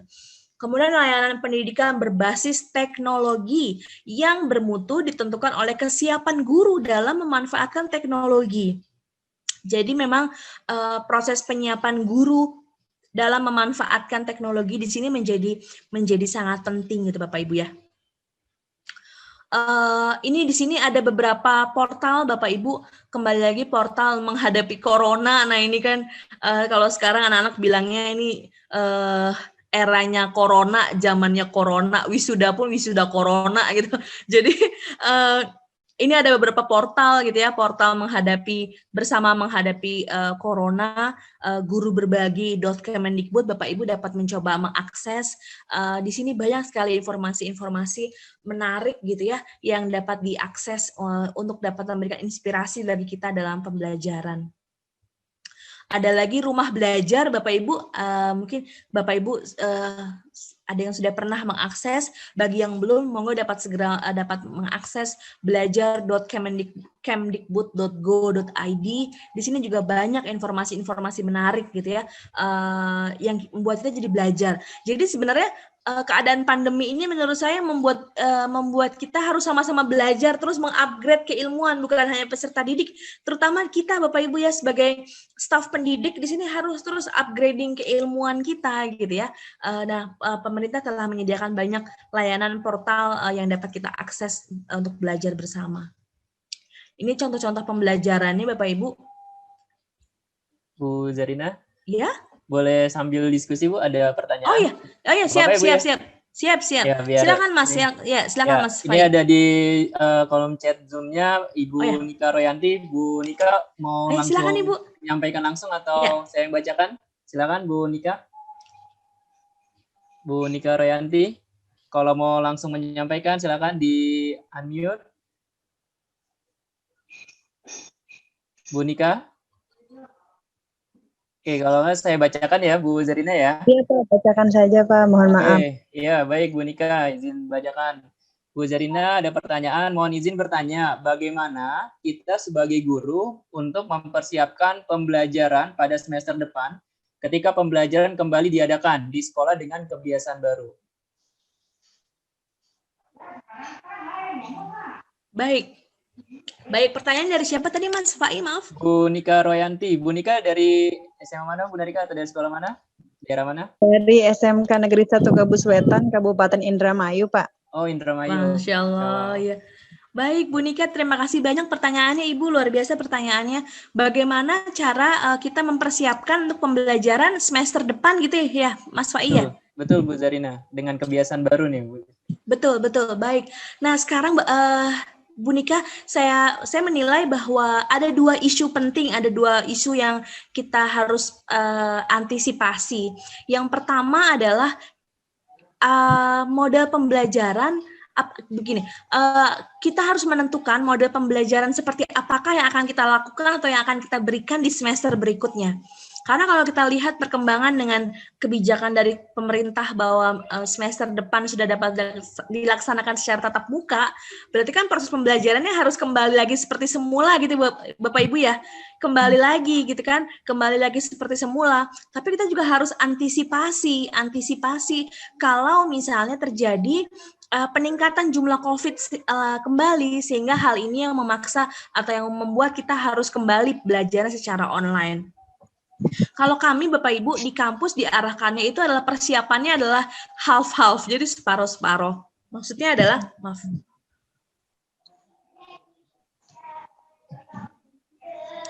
Maksudnya half-half itu adalah kita harus mempersiapkan skenario bahwa pembelajaran dapat berlangsung secara normal, dan juga mempersiapkan skenario bahwa pembelajaran berlangsung secara online. Jadi kita harus mempersiapkan both side, Bu, dua-duanya. Gitu. Sehingga kita kan, karena jujur Bu, saat ini kita sedang menghadapi satu keadaan yang uncertain, nggak pasti kan ya Bu ya. Kita nggak tahu apa yang akan terjadi nih, jangankan tahun depan. Kita aja nggak tahu apa yang akan terjadi besok hari gitu Bu, atau minggu depan terkait dengan keadaan pandemi COVID ini gitu ya, yang unpredictable. Kayak kemarin kita sudah jumlahnya sudah mulai menurun, kita udah ini nih sudah senang dengan berita alhamdulillah. Kemudian kita udah mulai banyak nih karena udah fatigue ya, karena udah fatigue di rumah terus gitu kan, udah fatigue fatigue pandemi, akhirnya keluar. Kita piknik jadi ningkat lagi, nah kayak gitu. Jadi kita juga harus antisipasi kedua hal tersebut, sehingga proses pembelajarannya yang pertama menurut saya adalah dipersiapkan gitu ya Bu ya, dipersiapkan baik secara online maupun offline. Itu yang pertama. Yang kedua, sebenarnya ada hal utama lagi Bu. Kalau kalau memang kita sudah kembali pada situasi normal di sini maksudnya sebelum pandemi, keadaan seperti sebelum pandemi, kesiapan mentalnya juga harus dipersiapkan gitu ya Bu ya. Kesiapan mentalnya, kesiapan secara psikologisnya itu Bu. Karena nanti juga pasti gini, tidak mudah bagi siswa maupun bagi peserta didik maupun bagi guru gitu ya, yang biasanya kita di rumah Bapak Ibu ya, kita di rumah selama 8 bulan, 9 bulan, terus tiba-tiba kita sekolah lagi gitu. Nah, kesiapan mentalnya ini yang harus kita persiapkan. Kesiapan mentalnya seperti apa? Kembali motivasi, dorongan, semangat. Nah, ini yang terus kita berikan. Dan kalaupun nanti proses pembelajarannya sudah berlangsung secara normally, kembali seperti semula, tidak fokus penuh dulu terhadap konten sekali lagi itu Bu, karena ini masa transisi ya Bu ya. Jadi pelan-pelan dipersiapkan di sini, tidak penuh pada untuk upaya menyelesaikan kontennya, tapi tadi lebih pada kompetensi sosialnya, kompetensi emosinya, kayak gitu. Itu coba yang kita sasar terlebih dahulu. Jadi sebagai upaya transisi, sebagai upaya masa penyesuaian. Karena tidak bisa langsung 9 bulan kita di rumah, Bapak Ibu, dengan segala kehebohan, dengan segala dinamika yang ada. Tapi kemudian kalau kita balik lagi ke sekolah, ini kan juga perlu penyesuaian. Sehingga di sini yang dapat kita lakukan adalah mempersiapkan semua itu, Bu. Dua-duanya, baik secara online maupun offline. Atau mungkin di mix misalnya, proses pembelajarannya mungkin tidak secara penuh terlebih dahulu. Mungkin dapat di mix berapa hari di sekolah, misalnya kemudian kita dapat lakukan secara online misalnya gitu. Mungkin demikian, Ibu. Iya, terima kasih Ibu atas penjelasannya. Sama Ibu. Baik, terima kasih Bu Zarina atas jawabannya. Baik, Bapak Ibu ada lagi yang ingin didiskusikan, ditanyakan? Atau ada yang mau di-sharing? Kalau saya, ini Bu Zarina benar ya, terkait dengan persiapan kebiasaan baru gitu kan nanti di semester yang depan gitu. Karena kalau saya, yang mau saya tanyakan sebenarnya Bu Zarina terkait dengan kelas 12 atau tingkat akhir nih Bu Zarina gitu kan, itu terkait mempersiapkan psikologinya anak-anak yang mau ujian akhir itu bagaimana kan, sedangkan di semester depan ada semester dia untuk berjuang, misalnya yang SMP mau masuk SMA gitu kan, SD mau masuk SMP, dan bahkan yang SMA kelas 12 mau mempersiapkan untuk kuliah. Nah itu psikologinya bagaimana ya Bu Zarina biar dia terjaga, dia masih semangat untuk belajar, seperti itu Bu Zarina. Baik. Faiz, sebelum saya menjawab itu, sedikit lagi slide saya ada beberapa terkait sebenarnya intinya adalah materi peserta didik kita saat ini itu seperti apa sih gitu kan, intinya kan apa yang mereka butuhkan gitu kan, apa yang mereka inginkan. Mungkin sedikit presentasi terlebih dahulu boleh ya Faiz ya? Boleh, silakan, sedikit lagi. Jadi gini, kalau ciri-ciri pembelajaran era revolusi, saya kaitkan dengan revolusi industri 4.0 ya. Dan ini sangat-sangat relevan dengan keadaan saat ini. Setidaknya ada 6 aspek di sini, Pak. Yang pertama, Bapak Ibu, yang pertama pembelajaran itu adalah didasarkan pada diri sendiri, self-regulated learning. Jadi tugas kita hanya memfasilitasi di sini. Dengan kita memfasilitasi, anak-anak akan belajar mandiri. Kemudian yang kedua, pembelajarannya bersumber dari multi-source. Kemudian yang ketiga, menumbuhkan semangat mereka, eager mereka untuk belajar. Karena belajar itu bukan hanya belajar di bangku sekolah, tapi belajar itu sepanjang hayat, long life learning. Kemudian pembelajaran berbasis TIK, ICT-based learning. Banyak hal yang bisa kita explore dengan menggunakan internet, dengan menggunakan teknologi. Pembelajaran yang adaptive learning gitu ya. Bagaimana belajar untuk menyesuaikan dengan lingkungan sekitar, dan yang paling penting adalah pembelajaran yang dapat membangun cara pandang di sini. Cara pandang siswa, growth mindset. Ini 6 aspek, 6 komponen gitu yang relevan dengan keadaan kita saat ini. Kalau kita memberikan pembelajaran siswa untuk mandiri, siswa dapat belajar sendiri, kita memfasilitasi saja, sehingga mereka kan tahu ritmenya. Kayak tadi pertanyaan Fai, kelas 12 nih, mereka kan sebentar lagi kan akan kuliah gitu. Dengan model self-regulated learning selama ini yang dipolakan pada mereka, finally mereka nanti akan mandiri, Fai. Apalagi ketika masuk perguruan tinggi kan mereka harus mandiri gitu ya. Tidak lagi dosen hanya memfasilitasi aja gitu. Kalau mereka ingin belajar banyak ya mereka kan dapat banyak juga gitu. Nah ini yang kita bentuk, kita polakan dari SMA, self-regulated learning ini. Karena pada saat mahasiswa nanti SRL-nya itu harus sangat tinggi sekali. Mereka harus belajar mandiri banget, tidak lagi tergantung atau depends on guru atau dosennya kalau di perguruan tinggi gitu kan. Kemudian belajar untuk mengakses berbagai sumber belajar. Namanya sumber belajar itu nggak hanya dari buku loh, tapi dari internet. Internet banyak banget yang bisa kita explore kayak gitu. Nah ini juga menjadi pembelajaran bagi siswa, cara untuk menyesuaikan dirinya mereka nantinya. Long life learning. Yang paling penting adalah menumbuhkan semangat mereka untuk belajar. apa yang mereka, passion mereka senangnya terkait dengan hal apa yang membuat mereka semangat untuk belajar. Nah, ini yang harus kita jaga.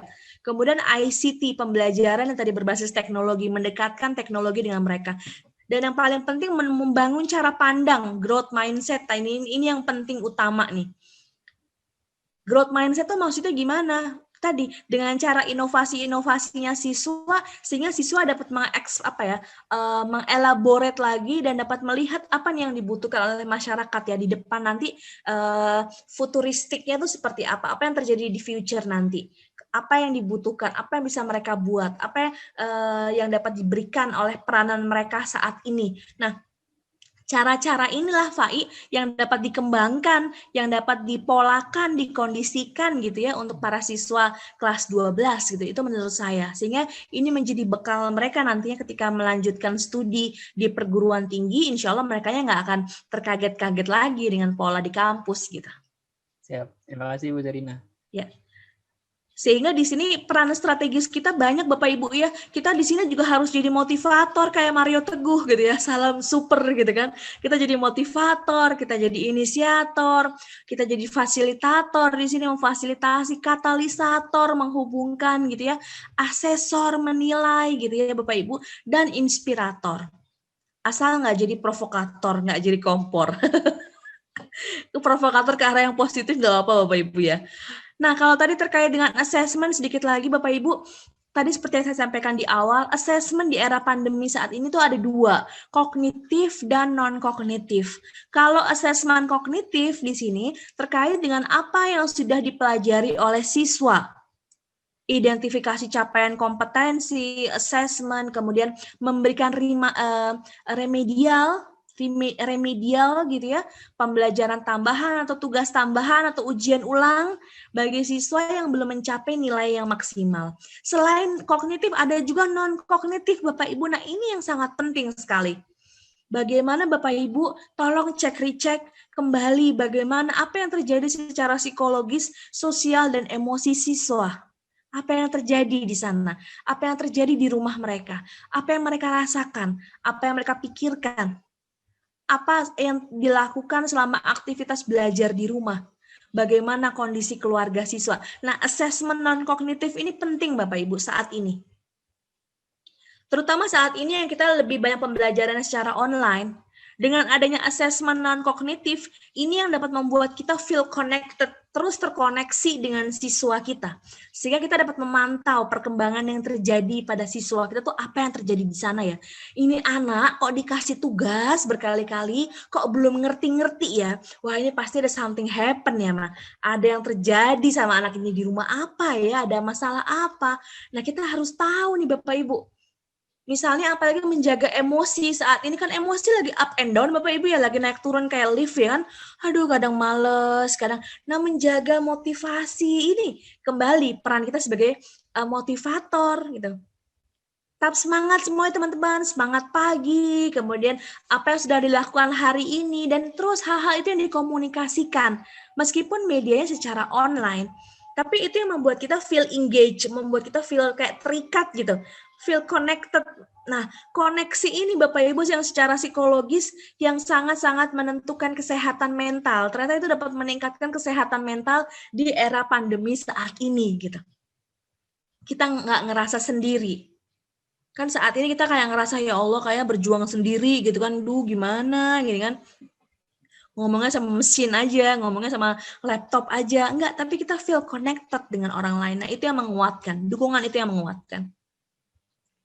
Kemudian, jadi intinya di sini kalau menurut saya, nah ini kembali lagi bagaimana kita menstimulasi kemampuan berpikir kritis siswa, kolaborasi di sini kita bisa kolaborasi secara luas Bapak Ibu ya, kreativitas, pemecahan masalah, berpikir komputasi terkait dengan penggunaan teknologi. Nah ini hal-hal utama yang dapat kita lakukan saat ini gitu Bapak Ibu. Sehingga menurut saya ini contoh-contoh media pembelajaran yang dapat digunakan gitu ya, Bapak Ibu. Jadi kesimpulan akhirnya adalah kembali kita harus menjadi guru yang kreatif, guru yang hebat, gitu ya, dapat mengekspresikan, mengoptimalkan segala hal yang kita miliki dalam rangka memastikan proses pembelajaran dapat berjalan dengan seoptimal yang dapat kita lakukan. Mungkin itu Fai materinya, kita mungkin bisa lanjut diskusi lebih lanjut ya. Baik, terima kasih Bu Zarina yang sudah memberikan materi ilmunya pada pagi hari ini. Baik Bapak Ibu, jika ada yang mau didiskusikan atau ada yang mau ditanyakan, silakan. Di sini sudah ada di kolom chat Bu Zarina ya, Bu Siti Komaria. Bu Siti Komaria, jika ingin langsung bertanya kepada Bu Zarina, dipersilakan di unmute atau saya bacakan juga boleh. Bu dibacakan Siti. Dibacakan aja. Baik, Bu Zarina, dari Bu Siti Komaria, semester depan masuk, tetapi siswa setengah di rumah dan setengah belajar di sekolah secara bergantian. Apakah materinya masih yang esensial atau materi yang sudah normal? Terima kasih. Baik, terima kasih banyak Bu Siti Komaria. Ibu, kembali Ibu, pada saat nanti siswa masuk sekolah, materi-materinya dapat kita pilih ya Bu, kita pilah materi yang esensial terlebih dahulu. Jadi tidak langsung pada materi keseluruhan, tapi kita bisa pilih-pilih dulu Bu. Karena kembali lagi ini masa transisi. Kita semua perlu penyesuaian. Kita perlu penyesuaian di sini. Jadi materinya tidak terlalu banyak, tidak menekankan kepada penyelesaian materi dulu atau konten, tapi hal utama esensial dan lebih pada kompetensi dulu Bu. Kompetensinya dulu aja. Terkait dengan tadi misalnya kompetensi secara kompetensi terkait dengan pemahamannya seperti apa yang bisa siswa lakukan misalnya, atau siswa dapat membuat misalnya diarahkan untuk membuat video terkait dengan sekolahnya, nah menumbuhkan tadi ingatan-ingatan gitu ya, ingatan-ingatan keseruan-serunya mereka belajar di sekolah, nah misalnya hal yang itu dulu Bu. Nanti baru secara perlahan-lahan, setidaknya 3 bulan pertama menurut saya ini masa penyesuaian ya Bu ya. Jadi lebih kepada hal yang esensial dulu saja Bu. Nanti kalau kita lihat bahwa siswa sudah dapat menangkap pembelajaran dengan baik, gitu ya, dapat menjalankan pembelajaran dengan baik, optimal, baru perlahan-lahan kita kembali seperti dulu lagi materinya gitu Bu. Mungkin itu Bu Siti Komaria, semoga menjawab. Oke, terima kasih. Iya Ibu. Terima kasih Bu Zarina, Bu Siti Komaria atas pertanyaan. Bu Siti Komaria dari mana nih Bu? Biar kita sama-sama saling kenal ya. Oh, saya dari SMA 87 Jakarta. Oh, 87 Jakarta, masih dari Jakarta. Iya. Baik, Bapak Ibu silakan kalau ada yang mau ditanyakan kembali atau mau didiskusikan kepada Bu Zarina, boleh langsung bertanya atau melalui kolom chat ya di Zoom. Silakan Bapak Ibu, atau ada yang mau didiskusikan kembali? Mas Fai, izin bertanya boleh? Oh boleh, silakan Bu Meli. Silakan langsung Bu Meli, langsung perkenalkan dirinya Bu. Dari mana? Bismillahirrahmanirrahim. Assalamualaikum warahmatullahi wabarakatuh. Waalaikumsalam warahmatullahi wabarakatuh. Tapi suaranya masih kecil nih Bu. Sebentar. Ya, sudah cukup jelas kah? Sudah, tapi volumenya kecil nih Bu. Sudah kah? Bu Zarina terdengar? Masih agak kecil ya Mas Fai ya? Iya, masih kecil iya. Bu Meli. Ya. Kenapa ya coba? Sudah cukup jelas? Masih kecil. Gimana Bu Zarina, terdengar? Dengar, atau mungkin melalui chat ya Ibu, mohon maaf. Ya, boleh Ibu. Nanti dari dari mana, asal sekolahnya atau dari daerah mana? Iya. Oke, saya chat aja ya. Siap. Baik Bapak Ibu, selanjutnya ada lagi sambil menunggu Bu Meli, silakan ada yang mau didiskusikan. Luar biasa ya materinya terkait dengan persiapan atau tentang pembelajaran di ini ya Bu Zarina ya, psikologi perkembangan peserta didik. Terus saya ada yang mau didiskusikan lagi nih Bu Zarina terkait dengan penilaian gitu ya Bu Zarina ya. Karena sebentar lagi kita kan akan ada ujian akhir gitu ya, atau pas gitu ya, penilaian akhir sekolah gitu. Nah tadi kan Bu Zarina sudah menyampaikan terkait dengan ini ya, nilai ataupun nilai dari kognitif ataupun dari non kognitif gitu. Sedangkan saya pengalaman nih Bu Zarina di sekolah gitu kan ya, ada satu siswa atau beberapa siswa di satu kelas itu dari awal kita kan menggunakan Google Classroom, itu dari awal tuh jarang mengumpulkan tugasnya gitu Bu Zarina ya. Kita tanyakan ke wali kelas dan sebagainya, itu gimana ya untuk menyampaikan kepada peserta didiknya dan kita sebagai guru untuk menilainya itu nanti di rapot Sedangkan ini krusial gitu kan untuk semester kelima gitu ya Bu Zarina ya, untuk persiapan anak-anak. Iya, mama ini menganggapnya takutnya itu gitu. Gimana, Kamu Bu Zarina? takut. Iya, iya, baik. Terima kasih Mas Fai. Iya, betul sekali Mas. Jadi ketika terkait dengan penugasan-penugasan yang diberikan ya, misalnya ada penugasan yang ada satu anak misalnya, in case ada satu siswa yang tidak mengumpulkan tugas. Dan sudah ada beberapa kali gitu ya, sudah bukan hanya sekali tapi beberapa kali. Nah ini kembali Mas, perlu ada pendekatan personal yang kita lakukan. Makanya kenapa tadi namanya personalized learning. Karena kembali kita nggak bisa lagi misalnya, oh ya udah dia nggak ngumpulin tugas berarti nilainya 0 ya, 0 ya gitu. Kita udah nggak bisa lagi kayak gitu Mas, kembali perlu kita tadi sebagai motivator tadi loh, sebagai motivator personal gitu ya, yang melakukan pendekatan secara personal. Ini anak kenapa ya nggak pernah hadir ya? Ini anak kenapa ya yang nggak pernah mengumpulkan tugas, ada apa ya? Nah, kita bisa menghubungi anak tersebut misalnya. Kita dapat menghubungi anaknya atau kita koordinasi dengan pihak orang tuanya. Bapak atau ibu gitu ya, karena ingin mengkomunikasikan bahwa atau mungkin menanyakan kabar terlebih dahulu, misalnya bagaimana kabarnya nak siapa, nak Rafli atau siapa misalnya, bagaimana proses belajarnya di rumah, hal-hal umum, kemudian baru disampaikan bahwa dari hasil belajarnya belum mengumpulkan beberapa tugas kayak gitu. Apa yang terjadi gitu? Pasti kan ada yang terjadi ya Fai di sini ya Fai ya. Betul. Baik itu permasalahannya mungkin permasalahan dia di rumah dengan orang tuanya atau masalah personalnya dianya nggak semangat gitu ya, udah yang males banget gitu, atau mungkin udah nggak punya motivasi yang kuat, misalnya seperti itu. Udah pasrah ya Bu? Sehingga iya, dengan cara yang kayak gitu atau udah pasrah, udahlah biarin aja lah, udah gitu. Nah, kita jadi bisa antisipasi, kita bisa lakukan upaya penanganan gitu kan. Wah, berarti misalnya masalahnya ternyata di orang tuanya. Nah, kita koordinasikan nih gitu. Karena kembali lagi kan di sini pentingnya partnership ya, kebersamaan kita dengan orang tua kan, Fai ya. Iya. Atau kalau masalahnya di anaknya, berarti kita perlu ngomong sama anaknya nih, perlu cerita nih sama anaknya gitu. Kalau memang diperlukan, misalnya kita juga dapat melakukan tadi misalnya kunjungan rumah, misalnya in case ini penting banget ya atau urgent banget gitu. Tapi pastinya tetap dengan memperhatikan protokol kesehatan ya. Itu yang dilakukan tuh Fai. Jadi saya punya teman juga seperti itu. Ini anak nggak pernah bimbingan gitu. Padahal ini udah harus lulus, sudah masa studinya udah mau habis gitu.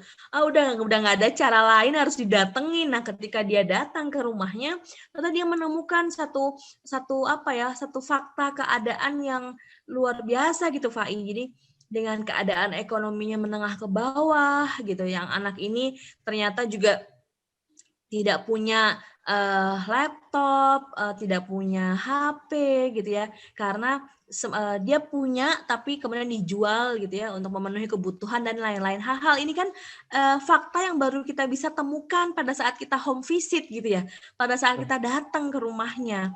Padahal selama ini itu hal ini loh yang menyebabkan kenapa anak itu tidak pernah mengumpulkan tugas misalnya kayak gitu. Baik, jadi memang perlu sangat-sangat perlu adanya pendekatan personal, Fai ya. Pendekatan personal. Sehingga tadi Bapak Ibu menjaga koneksitas gitu ya, menjaga koneksitas gitu ya, secara online maupun secara langsung offline itu sangat penting di era pandemi saat ini Bapak Ibu. Itu membuat siswa jadi lebih semangat, merasa mendapatkan dukungan, mereka nggak berjuang sendiri gitu. Ayo kita berjuang bareng-bareng gitu kan. Baik. Terima kasih Bu Zarina. Berikutnya ada pertanyaan nih Bu Zarina. Ada 2 orang yang bertanya dari chat room Zoom-nya. Yang satu Bu Meli, yang satu lagi Ibu atau Bapak nih Rizky Istiastri. Nanti mungkin Ibu atau Bapak Rizky Istiastri langsung ini saja yang menyampaikan. Nanti saya bacakan dulu tadi dari Bu Meli ya, Bu Zarina ya. Dari Bu Meli, saya Meli dari SMA 92 Jakarta. Yang pertama, ada 2 pertanyaan nih Bu. Yang pertama, asesmen non-kognitif dapat dijadikan pertimbangan yang akhirnya kita sebagai guru jadi subjektif menilai peserta didik. Bagaimana melakukan asesmen yang adil bagi peserta didik yang kondisi mereka pun sangat complicated dengan kondisi pandemik saat ini? Itu pertanyaan pertama Bu dari Ibu Meli. Pertanyaan kedua, untuk anak-anak inklusi bagaimana ya Bu? Karena dalam kondisi normal saja, terus terang saya kesulitan melakukan proses pembelajaran dan penilaian, terlebih dalam kondisi saat ini. Itu pertanyaan kedua. Ternyata ada 3 nih Bu, satu lagi. Luar biasa nih Bu Meli. Bagaimana melakukan pendekatan yang efektif untuk orang tua yang kurang atau tidak support dalam PJJ? Terima kasih Bu. Mungkin dari Bu Meli dulu Bu. Ada 3 pertanyaan nih Bu Zarina. Masya Allah Bu Meli, luar biasa pertanyaannya, keren-keren banget ya Mas Fai ya. Betul. Baik, saya mencoba menjawab. Yang pertama terkait dengan assessment ya, Bu Meli ya. Assessment kognitif dan non-kognitif. Jadi gini Bu Meli, di tengah keadaan pandemi saat ini, yang kita alami gitu ya, kita sebagai asesor, tadi peran kita sebagai asesor, sebagai penilai, tetap harus objektif iya. Tapi kembali lagi, kita melihatnya harus secara personal Bu. Case by case. Jadi kita bukan melihat anak ini mampu atau tidak mampu menyelesaikan terkait dengan kompetensi yang ditentukan, kompetensi dasar. Setidaknya yang dapat kita lakukan di sini adalah memastikan anak-anak tersebut dapat mencapai setidaknya kualitas atau standar minimal proses pembelajaran. Dan memastikan no one left behind. Memastikan nggak ada yang tertinggal di kelas kita. Sehingga kenapa misalnya ada siswa yang belum bisa, kita kasih remedial. Nilainya belum bagus, kita lakukan remedial lagi. Setidaknya dia mencapai nilai minimal. Assessment non-kognitif tadi memang jadi terkesannya subjektif ya Bu ya, terkesannya subjektif. Karena di sini kita menilai proses apa yang terjadi pada siswa, pada masing-masing. Tapi assessment non-kognitif ini tadi Bu, ini yang sangat-sangat akan salah satu menjadi faktor yang support gitu ya, yang mendukung dari optimalisasi hasil belajar siswa. Jadi kalau terkait dengan assessment kognitif tadi tersebut sangat-sangat objektif gitu ya. Sangat objektif artinya kita sudah ada rubriknya, sudah ada panduannya kalau dia jawabnya ini skornya berapa gitu ya, secara objektif. Tapi kalau assessment non-kognitif ini lebih kepada kita melihat potret masing-masing siswa gitu Bu. Apa yang terjadi sih dalam diri mereka gitu. Apa nilai, bagaimana keadaan psikologi, emosi sosialnya mereka. Yang semuanya ini juga akan memberikan faktor atau akan mempengaruhi optimalisasi hasil belajar mereka yang secara objektif tadi gitu Bu. Kalau siswa perasaannya dia seneng, bahagia gitu ya Bu, pasti juga nanti dia belajarnya jadi seru, dia merasa seru dan nilainya pasti akan bagus gitu. Jadi di sini sebenarnya assessment non-kognitif bisa menjadi support gitu ya Bu ya, menjadi supporting terkait dengan assessment kognitif yang kita lakukan. Di sini kita bisa melihat pemetaan per masing-masing anak secara personal, sehingga pendekatan yang kita lakukan juga dapat kita sesuaikan dengan kebutuhan masing-masing anak tadi. Itu yang pertama. Yang kedua terkait dengan ya pendidikan inklusi. Betul sekali Bu. Di keadaan normally, artinya di keadaan normally itu tidak juga di keadaan normally kita dihadapkan dengan penanganan anak inklusi yang tidak mudah gitu kan ya Bu ya.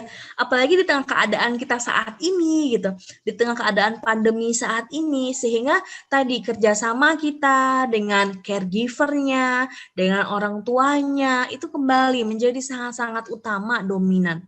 Nah ini juga terkait dengan pertanyaan yang ketiga, lalu bagaimana kalau orang tuanya tidak kooperatif gitu kan? Sedangkan di sini kan kita berperan memfasilitasi gitu ya Bu ya, memfasilitasi. Nah untuk bagi orang tua yang tidak kooperatif gitu ya, yang tidak membantu istilahnya atau tidak yang mendukung dari proses pembelajaran tadi, kita harus sampaikan secara personal kepada mereka Ibu. Karena kembali kalau tanpa support sinergi dari orang tua, di tengah keadaan pandemi saat ini, proses pembelajarannya juga menjadi kurang optimal gitu ya. Jadi memang untuk orang tua seperti ini, kita memang harus lakukan kembali Ibu, kita bisa komunikasikan secara langsung pada mereka, bahwa kita juga tadi kembali kita mengharapkan adanya kerjasama bareng-bareng dengan mereka gitu. Jadi tidak satu arah saja, karena kalau hanya satu arah dari pihak kita, guru atau sekolah, nantinya juga belum akan baik hasilnya gitu. Mungkin itu Mas Fai. Jadi artinya memang sekarang saya juga mengalami ya Bu, saya merasakan bahwa effortnya sekarang menjadi lebih double ya, menjadi lebih double ketika menghadapi siswa yang ada permasalahan, menghadapi orang tua, bagaimana kita komunikasi by phone gitu ya, komunikasi mendampingi terus. Jadi memang Bu, energinya jadi memang luar biasa saat ini. Tapi inilah yang bisa kita lakukan gitu ya di tengah semua keadaan pandemi tadi gitu, hal yang paling possible kita lakukan. Mungkin itu, Fai. Baik, terima kasih Bu Zarina. Pertanyaan berikutnya dari Ibu Rizky Setiastri. Monggo Bu, silakan di-unmute atau saya bacakan saja ya. Boleh Mas. Oke. Dari Ibu Rizky Setiastri, mohon izin bertanya, Bu Zarina, terkait mengembangkan pembelajaran yang inovatif. Saya terkendala dengan materi yang inovatif dan tuntutan evaluasi pembelajaran tahap akhir yang diterapkan di sekolah.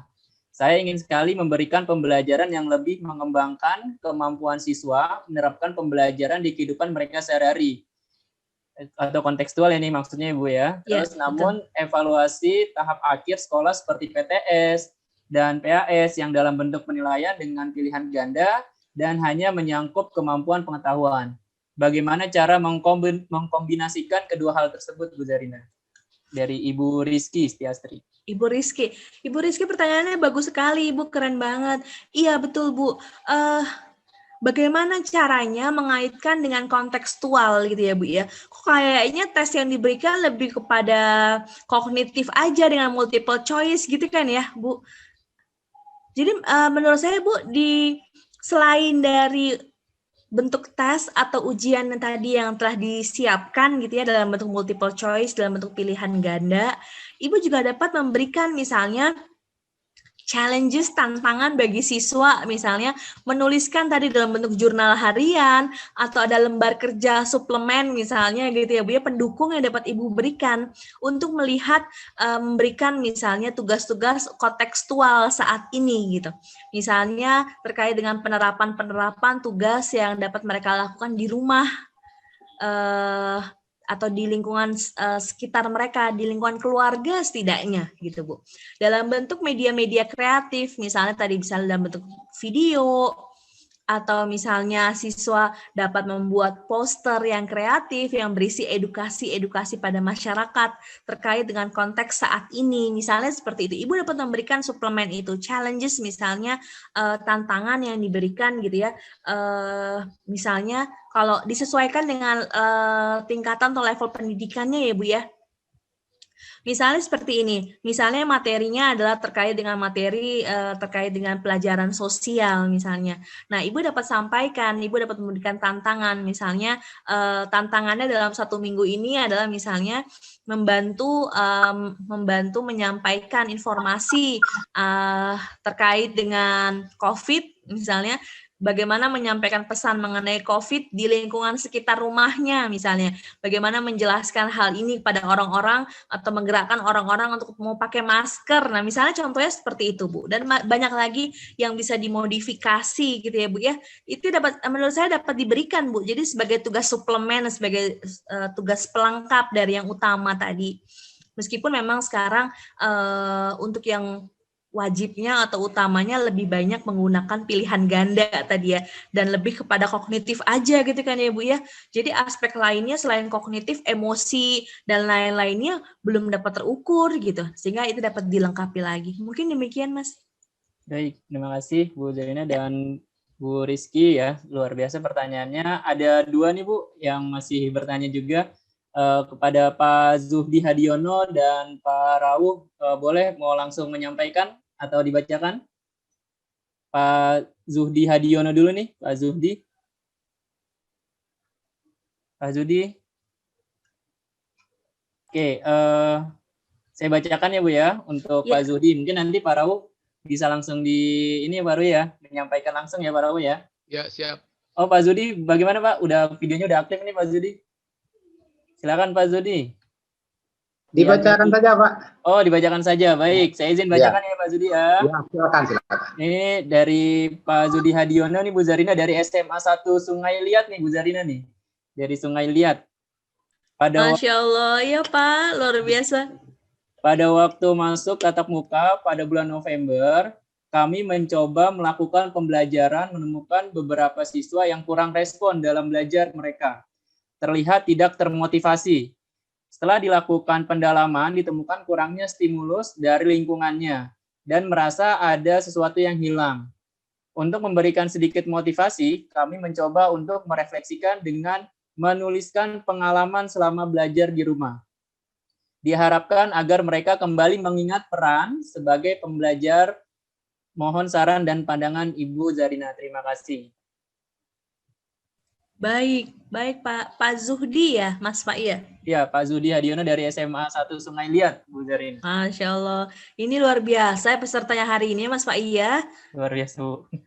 Dari berbagai daerah. Daerah nih, Bu, dari Aceh, iya. Gitu ya, dari Sabang sampai Merauke, insya Allah. Sabang sampai Merauke, Masya Allah.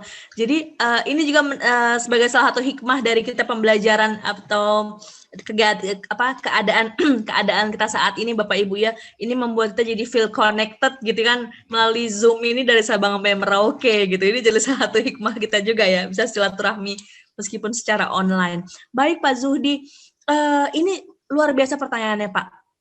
Terkait dengan siswa yang tidak atau siswa yang memiliki motivasi belajarnya menjadi kurang gitu ya Pak ya. Yang pertama yang harus dilakukan adalah menemukan sebabnya apa siswa itu tidak termotivasi gitu ya Pak ya. Jadi ketika misalnya siswa tidak termotivasi itu banyak penyebabnya. Salah satunya adalah misalnya dia kangen dengan sekolahnya, dia kangen dengan teman-temannya gitu ya. Selama ini dia main bareng sama teman-temannya. Tapi kalau sekarang lebih banyak dia sendiri di rumah gitu. Semuanya asik di depan laptop aja, dia nggak punya teman.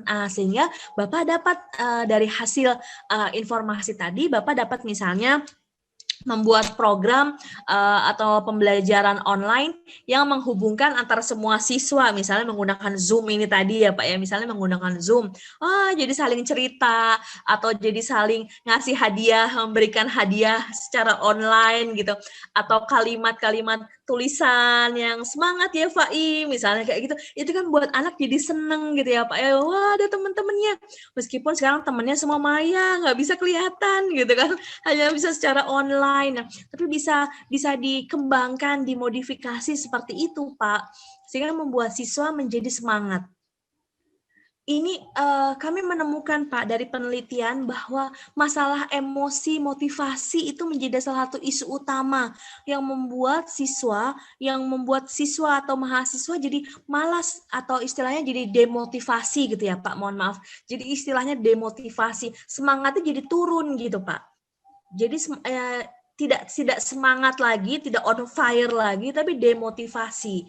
Karena tadi mereka merasa sendiri, nggak senang, pengennya bareng sama keluarga, pengennya bareng dengan teman-temannya, gitu. Atau misalnya Pak Zuhdi dapat membuat metode misalnya guru-gurunya di satu sekolah misalnya berkumpul dan misalnya mengucapkan atau misalnya memberikan semangat ya anak-anak semuanya. Nah itu kan jadi senang siswanya, atau misalnya memberikan video gambar-gambar sekolah, kelas, kan penuh kenangan ya Pak ya. Jadi sehingga tadi terkait dengan reflektif tadi, siswa dapat merefleksikan kembali proses apa yang sudah terjadi di kelas itu sebelumnya. Nah, ingatan-ingatan, memori-memori indah tadi itu yang dapat dimunculkan sehingga dapat memunculkan semangat motivasinya. Nanti juga begitu juga Pak, pada saat misalnya tahun depan kita kembali lagi pembelajarannya sudah dilakukan secara offline, sudah dilakukan di kelas.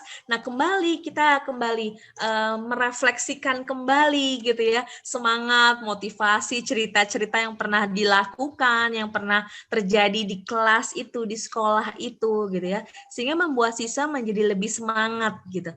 Karena kalau sekarang kan lebih banyak kita diem aja gitu ya, di rumah gitu, stay at home, di depan laptop gitu, sehingga kita dapat membuat anak-anak menjadi lebih termotivasi lagi gitu Pak. Mungkin itu Pak Zuhdi.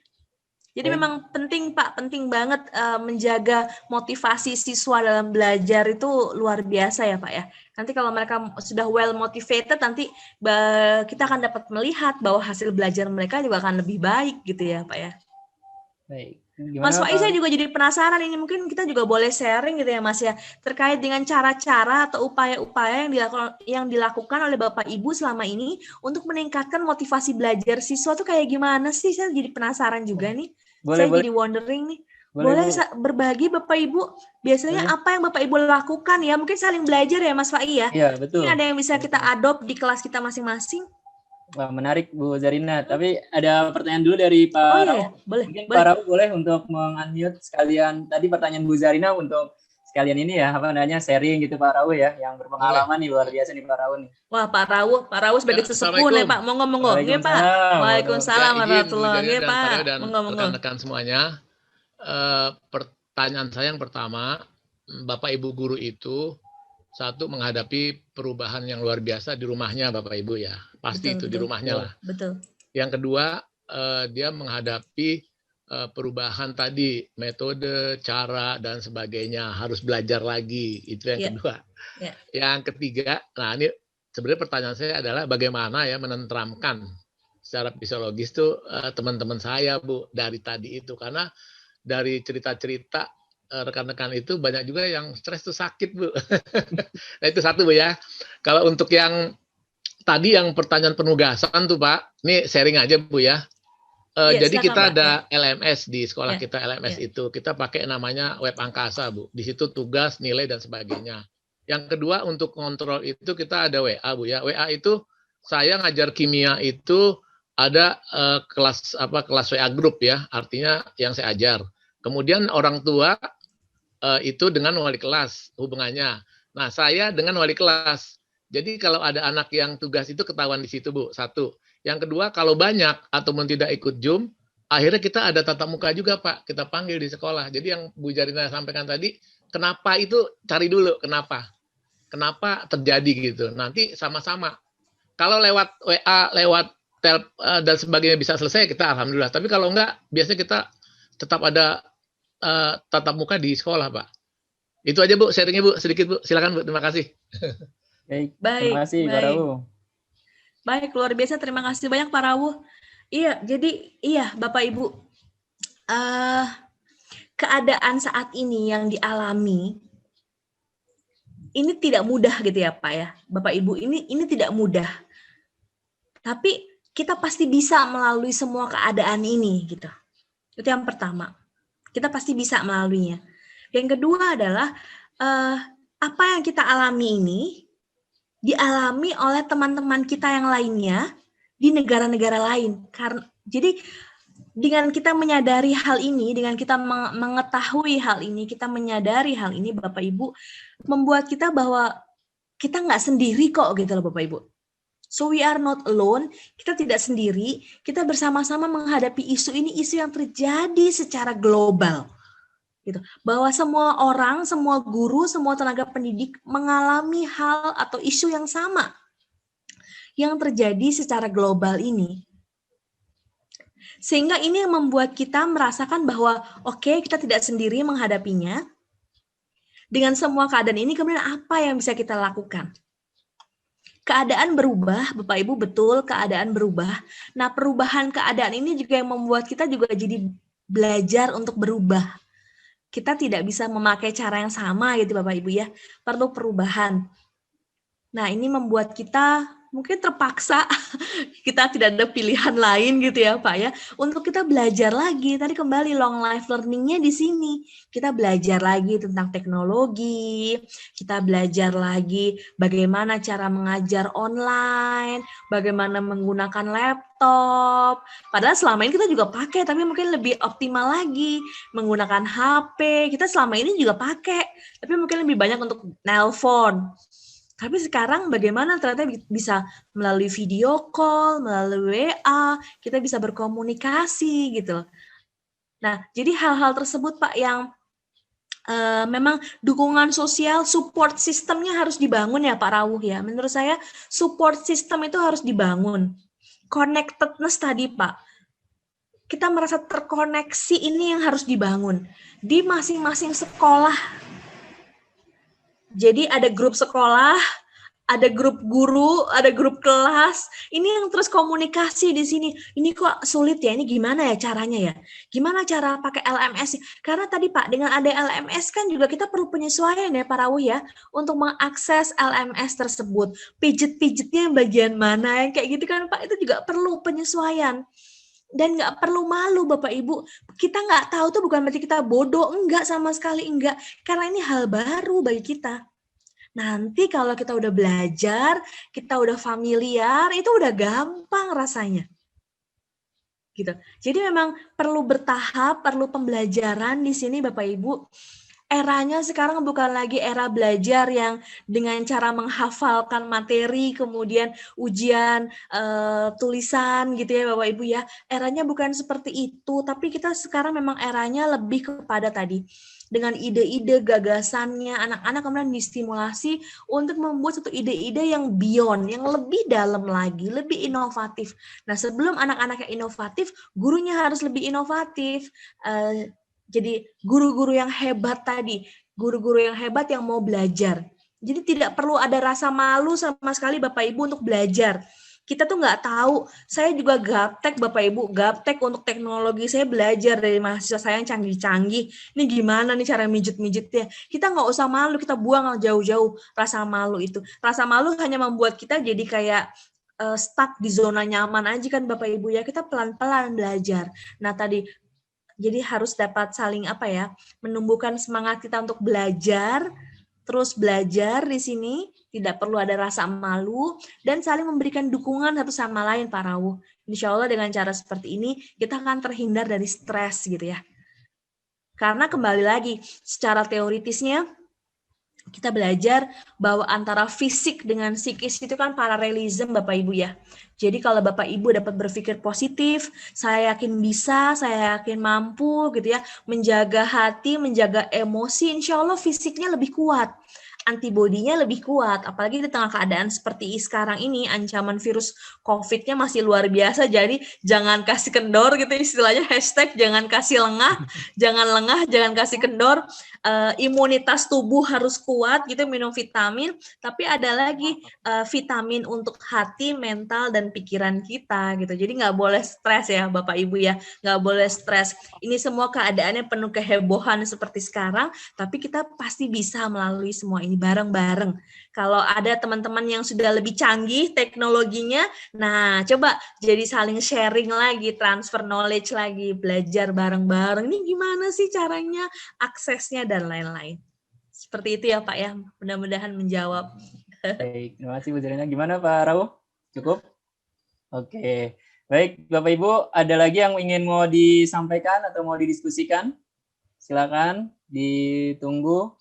Nggak kerasa nih Bu Zarina ya, sudah jam 10.48 gitu ya, luar biasa nih semangat dari peserta. Ini dari Sabang sampai Merauke, yang tadi saya lihat pesertanya 50-an terus nih, konsisten nih Bu Zarina. Masya Allah, ya, alhamdulillah. Izin menginformasikan, ini ya untuk terkait dengan daftar hadir, Bapak Ibu ada di chat ya, silakan untuk mengisi daftar hadir pagi hari ini. Berikutnya ada ini Bu, dari Bu Nika nih, untuk materi Bu Zarina.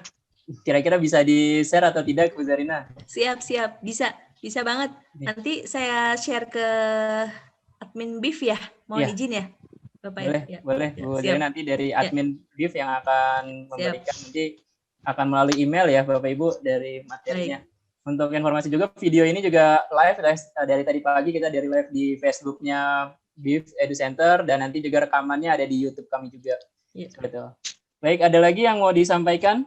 Bapak Ibu, atau ada yang mau diskusikan? Tadi pertanyaan Bu Zarina ya, kalau bisa sharing gitu ya Bu Zarina ya, kita saling. Betul. Gimana caranya menumbuhkan semangat gitu ya Mas Wai ya, semangat motivasi peserta didik atau semangat motivasi diri kita sendiri Bapak Ibu.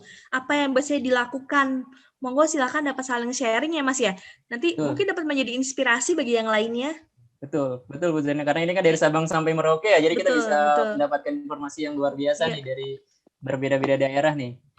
Silakan, boleh di-unmute atau boleh menyampaikan lewat chat room Zoom-nya, Bapak Ibu. Oke, sudah ada nih dari ini ya, Ibu Ispas Rianita dan Ibu Dian Abdul ya. Monggo. Oh ya, silakan Ibu. Silakan, ini sudah unmute nih suaranya. Ya.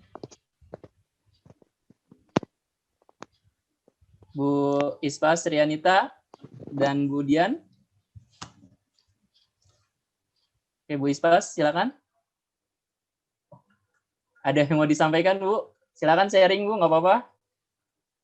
Dari pertanyaan Bu Zarina ya, terkait dengan bagaimana cara memotivasi gitu kan, yang menyampaikan materi ke anak-anak. Sepertinya tidak jadi nih, Bu Zarina. Tidak jadi nih dari dua yang tadi. Biasanya apa yang Bapak Ibu lakukan dalam proses pembelajaran online atau pembelajaran jarak jauh ini sehingga siswa dapat lebih termotivasi lagi, well motivated lagi. Biasanya apa yang Bapak Ibu lakukan? Metode seperti apa? Ini dari Bu Ria nih udah angkat tangan, raise hand. Silakan Bu Ria. Silakan Bu Ria. Dari Lab School Cibubur nih. Wah, Masya Allah. Siap.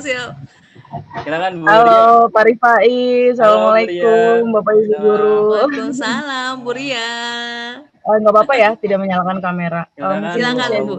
Iya, silakan, saya Bu. Background bimbingan konseling, Bapak Ibu, dari Labskip. Jadi gini, kalau yang saya pahami dari ngobrol sama anak-anak sih sebenarnya. Jadi gimana, tadi yang Ibu bilang assessment non-kognitif ya, saya sih lebih banyak dengan sharing dengan anak-anak, mendengar mereka, apa sih yang akhirnya jadi kebutuhan dan keluhan gitu.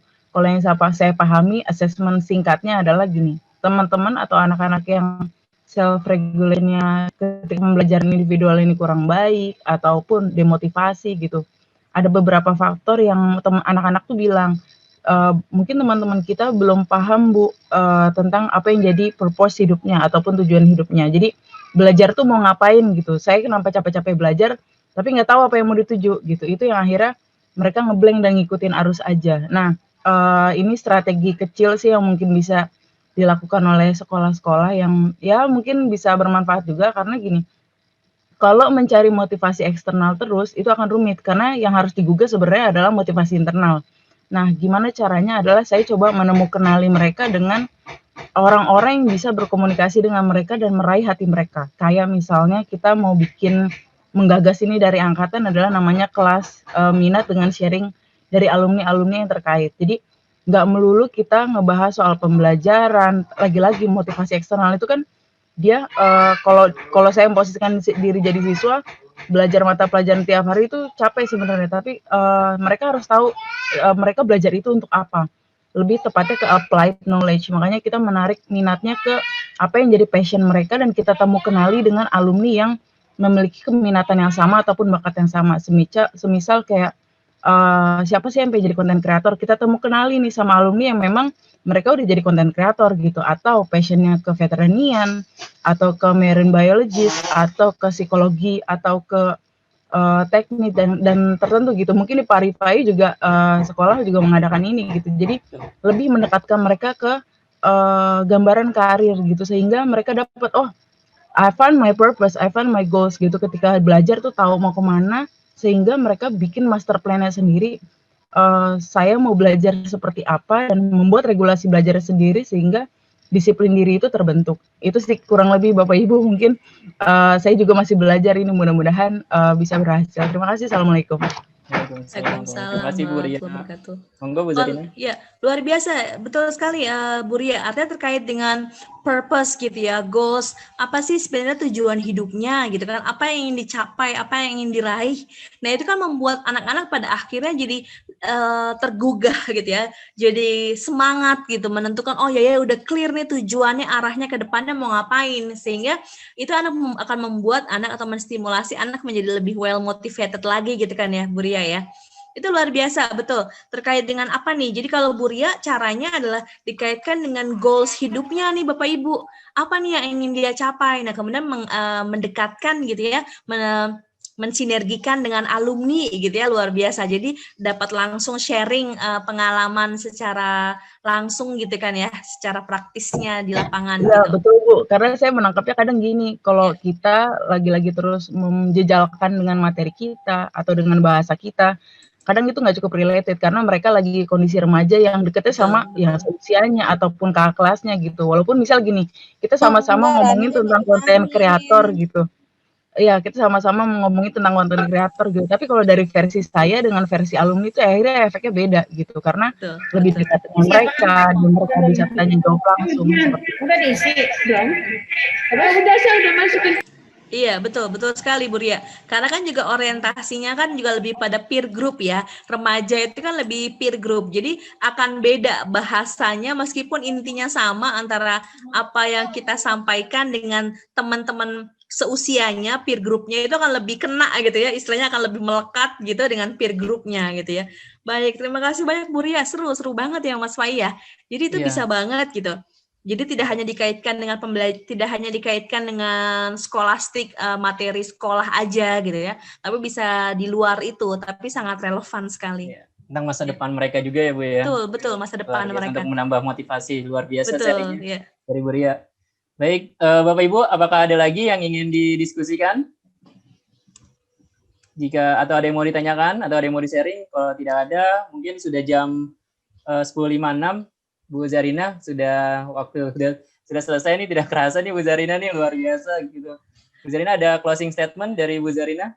Baik, baik Bapak Ibu, luar biasa saya jadi banyak belajar dari Bapak Ibu dengan kegiatan sharing hari ini. Kembali sebagai konklusi yang ingin saya sampaikan bahwa di tengah keadaan kita saat ini Bapak Ibu ya, di tengah keadaan pandemi saat ini tidak mudah bagi semuanya, tapi kembali lagi insya Allah dengan bersama-sama kita dapat melalui semua ini dan kembali terus menanamkan dalam diri kita bahwa insya Allah kita adalah guru-guru yang hebat gitu ya, guru-guru yang hebat, kita akan mendidik anak-anak yang hebat dan bersama dengan orang tua yang hebat, kita dapat melalui semua keadaan ini dan insya Allah dapat mengantarkan anak-anak kita dalam proses pembelajaran yang insya Allah bermanfaat dan berkah untuk semuanya. Mungkin itu aja Fai, tetap semangat Bapak Ibu ya, jaga kesehatan fisik, kesehatan mental, jangan lupa untuk bahagia, harus terus bahagia.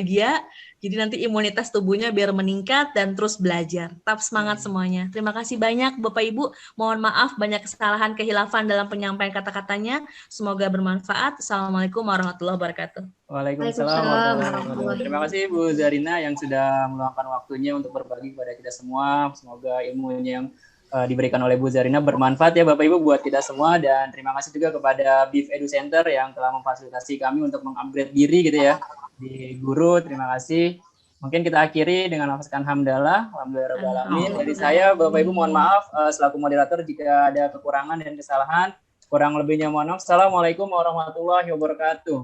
Waalaikumsalam warahmatullahi wabarakatuh.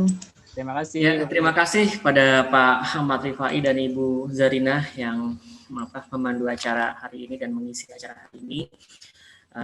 Ya Bapak Ibu, ini sudah perjalanan Lokakarya ini berarti menempuh 32 JP dengan beberapa tugas-tugas yang di-share oleh panitia juga. Mungkin sebelum kita tutup bareng-bareng, dinyalakan videonya, ada sesi dokumentasi dari kami panitia untuk foto-foto ya. Nah, kali ini mungkin 3 kali foto Bapak Ibu. Jadi dikasih jeda 4 detik sampai 5 detik ya. Oke ya, saya pandu ya. 1, 2, 3. Ya, 2 kali lagi ya. 1, 2, 3. Oke, terakhir, pakai bebas. Ya, 1, 2, 3. Oke, terima kasih Bapak Ibu Guru, tetap semangat, semoga semua ilmunya bermanfaat dan kita bisa terapkan. Untuk sertifikat dan materi akan segera dibagikan oleh panitia ke email masing-masing. Terima kasih dari kami semua, terima kasih dari BIF Edu. Untuk rekamannya juga ada di YouTube channel kami, BIF Edu Center. Subscribe dan like jangan lupa. Ya, Assalamualaikum semuanya. Waalaikumsalam warahmatullahi wabarakatuh. Terima kasih Bu Zarina. Terima kasih banyak. Sehat-sehat semuanya Bapak Ibu.